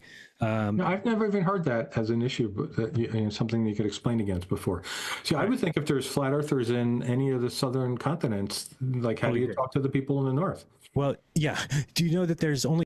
Who cares? There were a lot of people in southern hemisphere, begging the question fallacy, in the South. There's plenty of flat earthers down there. Well, what's your point? 5% of the population lives south of the equator. Who gives a shit? That's still a pretty big number. Right? And there's flat earthers. That Robert Bassano was down there. He never said anything to me about anything. Why would he say anything? It's utterly meaningless. Didn't they have a Brazilian guy on Globe Dumpsters? What was his name? Anyone? I can't recall. I know what you're talking about. Yeah, I can't recall his name. Are you talking about Mitchell and Matrix? No, I was talking about Globe Dumpsters, but you're right. There's a lot of Yeah, there's a ton of flat earthers in the South. And what's the point? And flat side. And let me tell you more. The highest number of flat earthers in any country per capita is in Brazil. Right. 20 million plus. Yeah, the Brazilians. Yeah. And there was I could be mistaken, but I thought there was a Brazilian on Globe Dumpsters. I think it was Bob's cousin. What's his name? Zero or something? Landucci. Yeah, he's an Argentinian. Oh, he's Argentinian. Okay. Yeah. Equators. And you could tell. Close enough. Why flat Earth would take off, because the sun does on... What's this say? It actually closed to double that, but it's still a good point. Double what? What is he talking about? Population? It's 10% of the world's population. Okay, whatever. On a flat Earth, what we all see it kind of do on in the north here, it kind of dives down. Yeah, that's a good point. Kind of dives. What kind of dives down? You don't have down on a BallTARD. Only in and out. So yeah, most people don't get to see the southern constellations and South Star. Yeah, that's right. Right, and it's weird. And there is no South Star. It's weird to see that. So I'd kind of reached that conclusion kind of quickly, and then it just started flooding my head with, okay, what I'm going to do is I'm going to try and get everybody. What conclusion finally reached you? What was that? Everybody to, when I get back, I'll talk about we need to go back to the drawing board. But back to what drawing board? What the hell are you talking about? Is it color by numbers? We realized, I guess by the time I got back, that just wasn't going to work, because I would be lying, and that was, I'd never lied. Lying about what? What the hell are you even talking about, dude? Lied to my audience. I was honest. I was honestly wrong. I pushed. Wrong about what? Fake things. I pushed false things. He pushed fake and false things. Good. He said, I would be lying. Yeah, he's fine about that. He's been lying for years. He only lied earlier on. He said Nick was offered a trip he wasn't offered. By Will Duffy. Will Duffy never offered Nathan a trip. Yep. That's a complete lie. Yep. He lied about that. Yep. He's fine about lying. That's a total lie. Here's another lie. The fact that he said he's not fine about lying, that's a lie. He's grand about it. Are you saying that to his happy place? Yeah. But not knowingly. It wasn't like you didn't know it, right? You cannot imagine how many people I talk to, not in the skeptical community, even just your average folks, right? When they hear I'm a skeptic and I write for shit, like, what about those people who say they believe in the flat Earth? Well, there's a lot of people that believe in flat Earth. That's a big problem, because believe means accept without evidence flat Earth.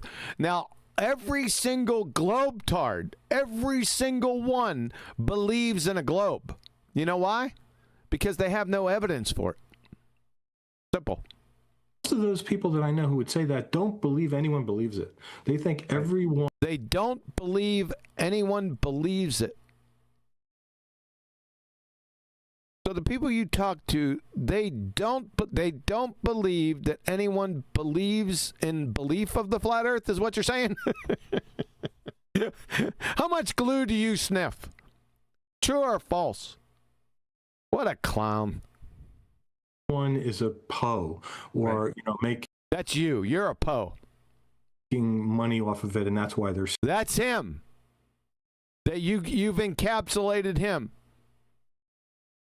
Along with Boy Zero Sky Grifter, Mr. Ping Pong Golf Ball, and Big Globe Dave. You encapsulate. I showed it earlier. Saying it. They're scammers. Yeah, like they cannot get through their heads that people actually believe this. And there's not what that many people that make money off it. I mean, if you're talking about you, Mr. Ping Pong Golf Ball, and Big Globe Dave has banked quite a bit. About make money. That's the thing I think is so strange, is that first of all, YouTube doesn't promote you. You're kind of shadow banned. You're lucky if you make enough to live, right? And I would say there's less than a handful of people. It's very strange. He's admitting that YouTube won't promote you and stuff like that. You can't. It's even rare to make enough money to live and all the rest of it. Well, if flat Earth is such a heap of nothing and such a joke, why would Congress make sure that YouTube in 2019 make sure that YouTube clamped down on flat Earth? That's good. If it's no big deal, then what's the problem? That's a good question. People that did that anyway. Now, Dave Weiss, he has an app that he sells. Big Globe Dave. For $3.99. When asked about his proof for a flat Earth, he said, well, it just could be a bigger globe. And I think he's got tons of people who. What's that? QE, don't forget that somebody is also how I will say, somebody also make a dinners or lunch like a e-lunch. You watch the other people how they are eating and discussing, and then you're paying for that. I don't know who was that guy. Yep, that's this guy right here, the scammer. Okay. Yep, that's him. You pinpointed him. It was 3.99 or it was 100. What was the price? Oh goodness, man! There was a bunch of them. Do I even have them? Hold on. Well, just let's speak about morality now. I think I might have some of it. Maybe. We have the dinner party. Yeah. It was $249. Okay, that means if I believe in flat Earth, I will buy the ad for $3.99, or I will go to watch how people are eating and discussing about the flat Earth or whatever for $249. Yeah, that was one of them. The Zoom dinner party with Austin, Boy Zero, the Sky Grifter, Mr. Ping Pong Golf Ball, and Hanoi Jeran, right here for $249. Yep. What was the other one? I will not give that money even if it's Nick Cave speaking live with huge QE. Yeah, dinner party. You got that? You were all over that. No, I'm saying that I will not give that money if all musicians, what I like in my life, come together with you in your show. I will not pay that £249 to watch it. Oh boy. Okay. Well, we don't have the other ones. I don't know. Jeran, yes. Let's not forget the other one, Sasha, where remember Secret Knowledge, $200 or something like that. You pay some couple of hundred, you get secret knowledge. Yep. And don't forget the sentence. Why? My name is Sasha. Why would I lie if I know that I'm not lying? Yep. Who bought the app, so I'm sure he does pretty well for himself. Mark Sargent, like you said, must do pretty well. But beyond that, I don't know really anybody else that was making good money. I had to do 3 or 4 things. It wasn't certainly just, you do. What, picking up cans alongside of the road? Supervised. That was one thing you were definitely doing. YouTube videos and I make enough money. So, yeah, it is definitely, there's a lot of believers. A lot of what believers? Yeah, BallTARD believers. Yes, most definitely. I do think it is kind of a also. You also do believe it's kind of an also? Huh? Let's hear that again.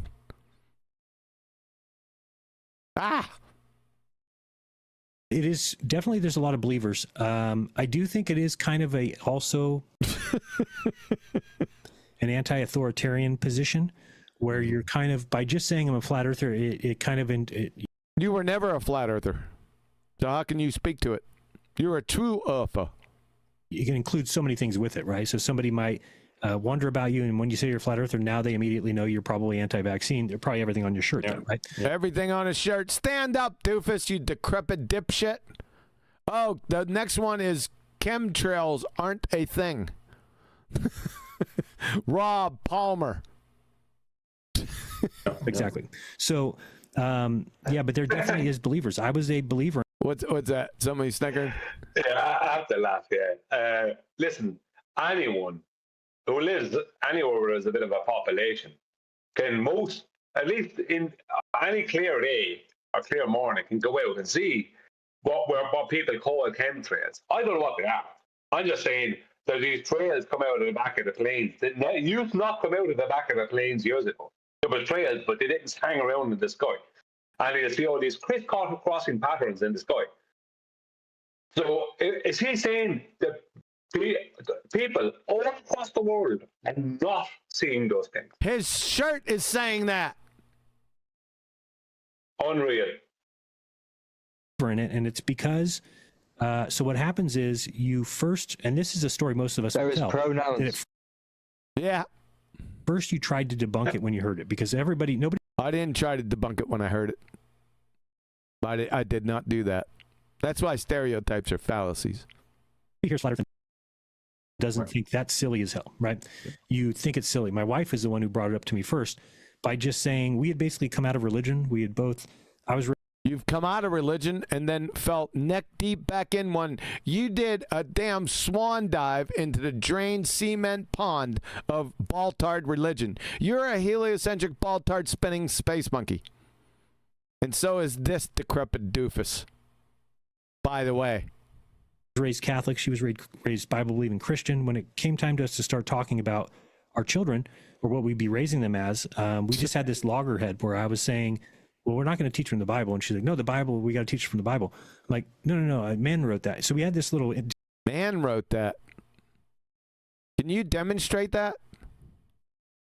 I mean, physically, man put pen to paper, right? But you think man wrote the Bible? Really? I think we'd have a deep conversation. It would probably end right in Genesis. I'm not going to get into that now. I digress. Disagreement between... What? Can I say, also it's interesting, every book has the writer, you know, the name of the writer. Thanks. We don't have the name of this writer. Us too. And so we said, well, let's start looking into it ourselves, and doing that, we came to the conclusion that we were lied to about religion. After about What religion? year of looking into it. So we had got to the point where we said, well, let's drop the religion, let's drop everything, let's build our belief system from the ground up. Let's build our acceptance without evidence from the ground up. is what he just said. Super chat. Based on what we can. Super crayon munching clown. Sorry, we lost our power, so the PC went completely off, but we're on my phone, so we got this. Retro Bill sent, not surprised, proof or truth doesn't exist to a man whose every other word is kind of and probably. Yes, it is. You noticed that, didn't you? Thanks a lot, Bill. Proof. So a couple weeks after that, she was looking out our bedroom window, and she said, "Do you think the Earth could be flat?" I'm like, "What? No, that's stupid." I said, "You've gone to Germany going east. I've gone to the Philippines going west. You know, planes go around it. How would that work on a flat Earth?" She goes, "I don't know. I was just asking. I thought we were going to." Like, no, that's stupid. So after I said that, it was another couple weeks went by, and I just happened to see this site by Eric Dubé that had the AE map, the azimuthal equidistant. The map that you were part of debunking in 2016? Flat Earth map on it. And when I saw not a flat Earth map as a globe projection. The first time, and I realized that planes can go around the Earth on a flat plate, right? They can go around it. It just kind of was very strange to me that I was just 2 weeks ago telling my wife, like, no, that's stupid. That's, you know, that's dumb. But it was because I just couldn't picture how planes could go around a flat Earth. So now I'm looking. Now, how can planes even fly on a BallTARD is the question nowadays. Have you seen the pitch data by chance? Can you explain the pitch data, this 2-hour chunk on a BallTARD? I want you to focus specifically on pitch, on the pitch line, and we can get into the ground speed and airspeed comps. That's for a later discussion. But just for now, the pitch and the altitude pressure. The floor is yours. You lost him at focus. Yeah. Looking at this map thinking, okay, I could see how planes could go around it east-west. And I said, but they wouldn't be able to go around it north-south. So I then started looking into that, and I found that there's just not a lot of records of people doing north-south circumnavigation. Now, there's a few, but this is one of the things that you'll do to dismiss evidence. So there's this guy, Sir Ranulph Fiennes, I think his name is. He's the world's greatest explorer, they call him. And he, in 1979, did the Trans-Globe Expedition, where he went supposedly north-south circumnavigation over a course of 3 years. So I was looking into him a lot because I wanted to kind of do some background checking on him. And I found out that he was in court not very many years ago, and he admitted to faking accidents on expeditions because there was a girl that went with him, and he asked her to fake an accident. She said, okay. Well, she ended up getting hurt. And so she took him to court, and he had to admit that that was true. And then he ended up winning the court case because she knew that she was going to be doing this, right? Anyway, that made... What the hell is going on here? Pause a second. What's going on here is he's detailing this guy, Sir Ranulph Fiennes, who in 1982 it was claimed to circumnavigate the Earth north to south, right? The guy that went with him died a couple of years, some years ago of cancer. So there's only him and this guy. That guy is gone. Right? No one can hear from that man. There's only this other guy left. And no one else ever in the history of human beings have ever done this. And the guy, Sir Ranulph Fiennes, is related to the royal family in Britain. Like, what is interesting is Jeran would have pointed all that out some time back. But now he's pointing it out in the same way. But he's trying to somehow validate it. How can you validate that nonsense? All right. I mean, it is what it is. Yep. So what happens there is it shouldn't really, just because somebody does something over here, doesn't mean that they faked this over here. But for... Well, let's provide some cowbell. We're going to need to see his exact path and checkpoints along the way. I want to see that. Let's get to some cowbell. Not just a broad brush over of just because he screwed up over here, that this stuff over here is true. No, we're not playing that second grade retard game. I need cowbell. Doofus.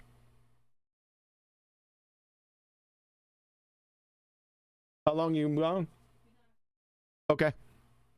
For me, if I'm looking for that evidence, as soon as I see that, dismiss them altogether. Right? Nope, that guy's a liar. He's a Freemason. He's friend of the Queen. He's his best friend's Prince Charles. And I dismiss the whole thing. What about the evidence? I haven't seen any just yet. So it actually isn't surprising to me that people are flat earthers because, for me at least, I don't remember much in school, and I'm sure they do in university. Sorry. So where is the evidence of this north-south navigation? That's what I said. Yeah. So we're just going to move on to his opinion about why people might be this, that, or the other thing. Yeah. So nothing then. We're moving on. Yeah, nothing. It's a nothing burger.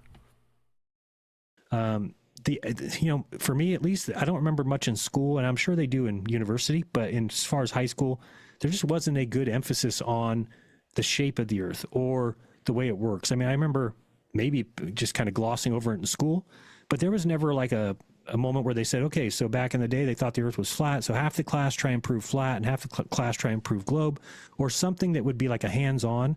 It just kind of seemed like one of those things that the earth's a globe, we know it's a globe, it spins, and we know it spins, end of story, move on to the next, subject. So when you start looking into the earth yourself, you just have issues with a lot of the stuff because it was never explained. Now I'm the one on my channel now explaining it to people how things work. You couldn't explain hearing to the bionic woman if you chained her to the back of a dump truck and drug her through a nitrogen glycerin plant. You're a friggin' moron, Mr. Rocks Cause Waterfalls. You're an asshat. Like, I just guess you don't see the size of the earth correctly, right? What's the size of the earth? And how would you see it correctly? That doesn't make any damn sense. This is stupid. So you hear a lot of flat earthers say, we can't find the curve. Stereotype fallacy.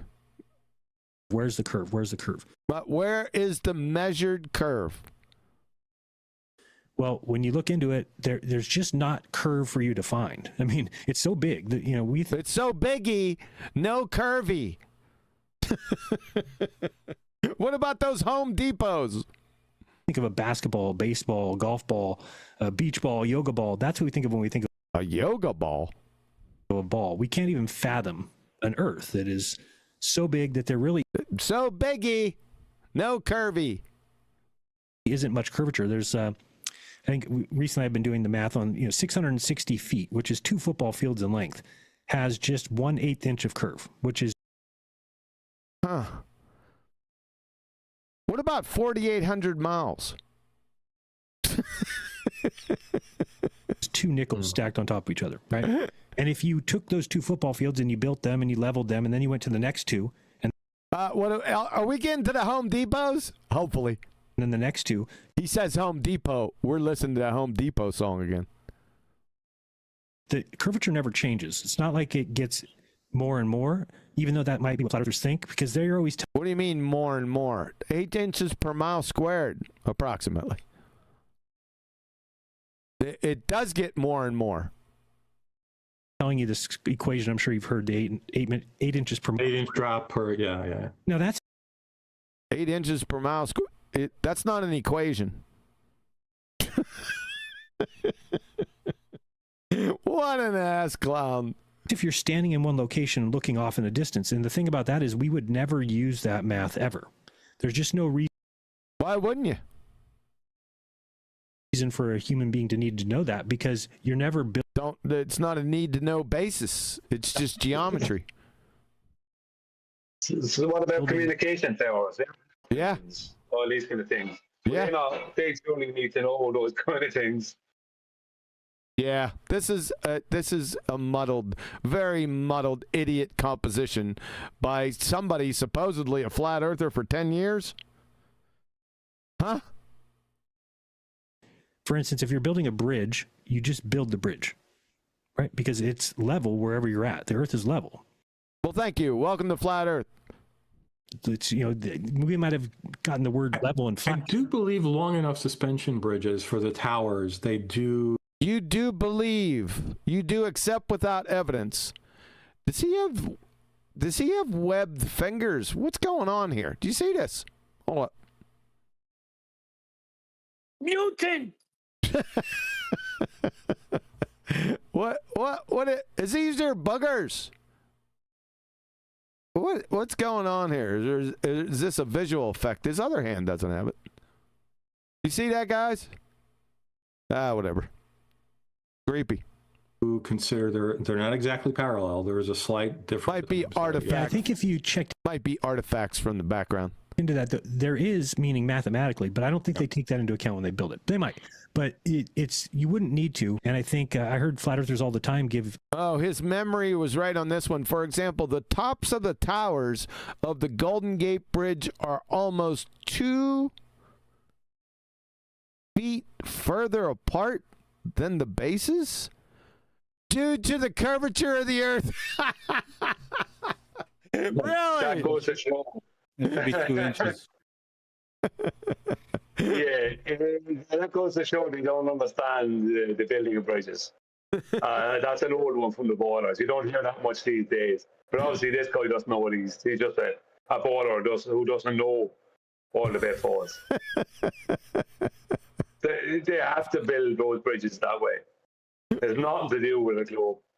Who measured the 2 inches further apart from the bases? Who measured that shit? I want to see that. They had the same claim with the Verrazano Bridge. Verrazano. Wasn't he a crime boss? No. That's Maranzano. Was it Maranzano? I thought it was Verrazano. No, that's the bridge. Shut up. They would say, like, well, how do we build railroads? How do we build? And who are they? Then I had already known a long time ago that you just build railroads because you just build one piece at a time. You just build railroads because due to one piece that made no fucking sense. Foot track or 30-foot track, and then you go to the next one, right? So I think that I've got some weird feelings about the globe that I don't know if anybody else has said. Like, I think that maybe it's so counterintuitive that they almost indoctrinate us on purpose. I know that sounds weird, but I've always been what? Oh, they indoctrinate us into the globe. But now I kind of am like, you know what? It's not a bad thing because it's already been discovered. What's been discovered? Where's the proof? Figured out, and it's not. But I've always been, they indoctrinate us into the globe. But now I kind of am like, you know what? It's not a bad thing because it's already been discovered. Yeah, we want to know what that is. It's already been figured out, and what's been figured out? What are you talking about? And as a human race, we should just as a human race accept that and not have. We should just accept that. Accept what? Oh boy! What a glue sniffer. To go and prove it, you had to take proof. No, you don't believe. You said that you don't believe in proof. You don't accept without evidence proof.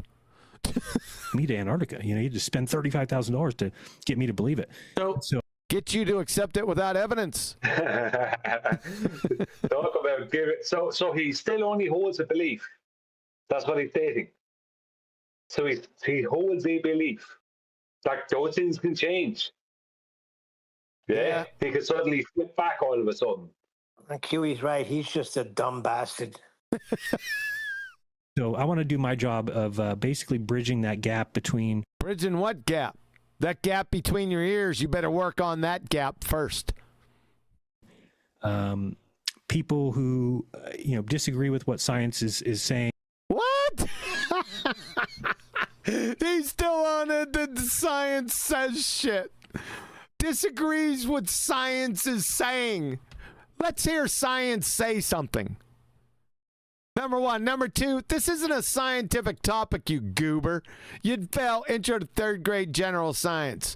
Natural science and the scientific method only adjudicate natural cause and effect relationships.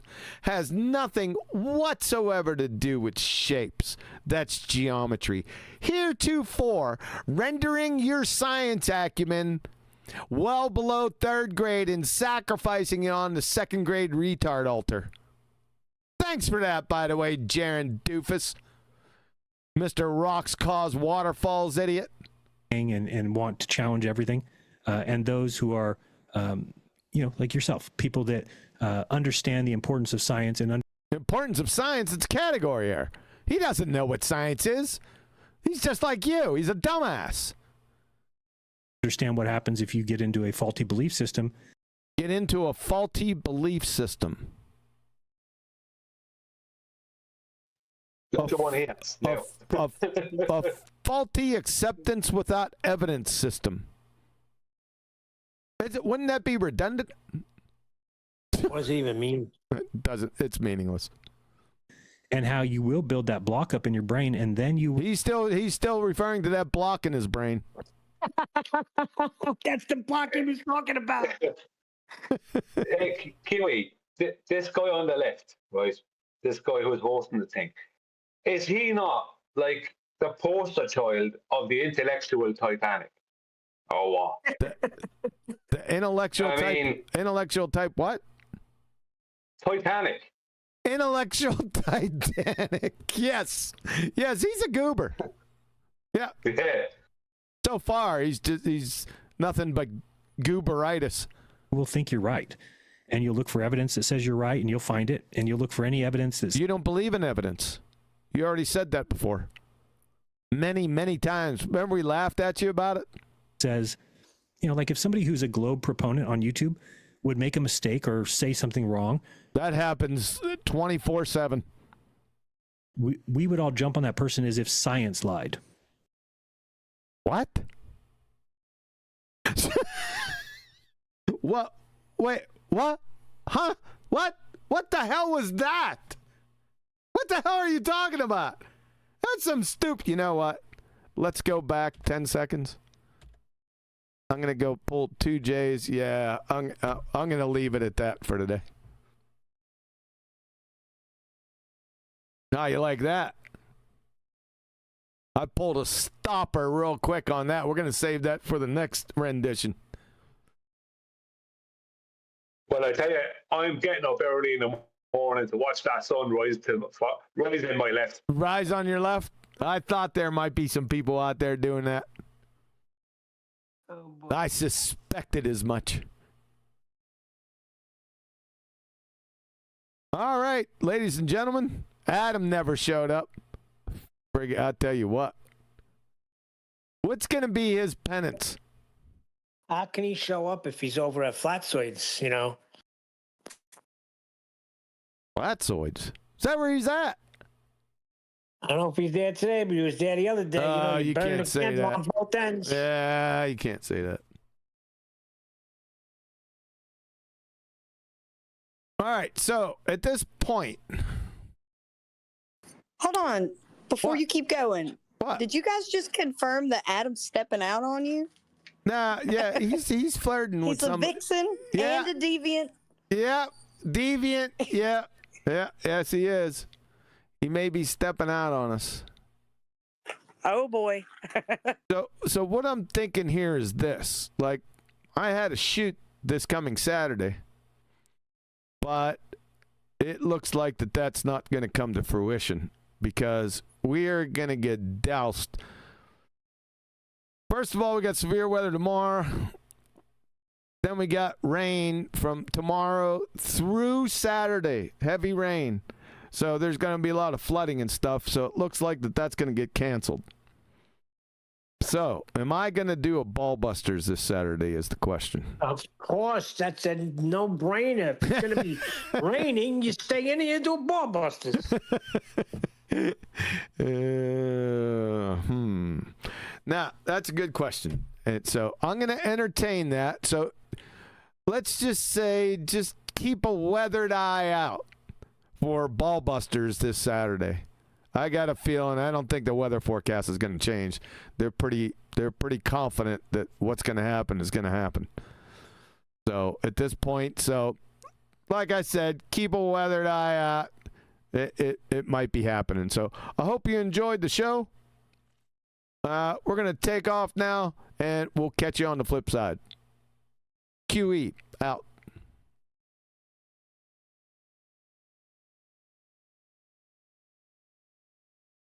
In the fragile realm where mysteries abide, there walks a man with knowledge as his guide. They call him QE, the quantum eraser. He moves through the world with purpose and grace, destroying beliefs as steadfast days, asking what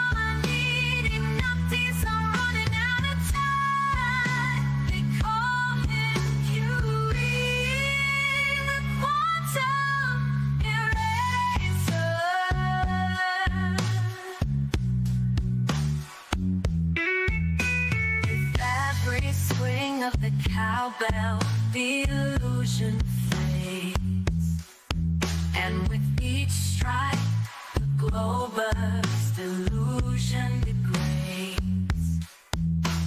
Huey's treatments, they cure them of their plight, guiding toward truth with all his might. They call him Huey, quantum eraser. The hardest thing about being a Glober is telling your daddy you're gay, also gay. That's why they need Huey's treatment. They call him Huey, quantum eraser.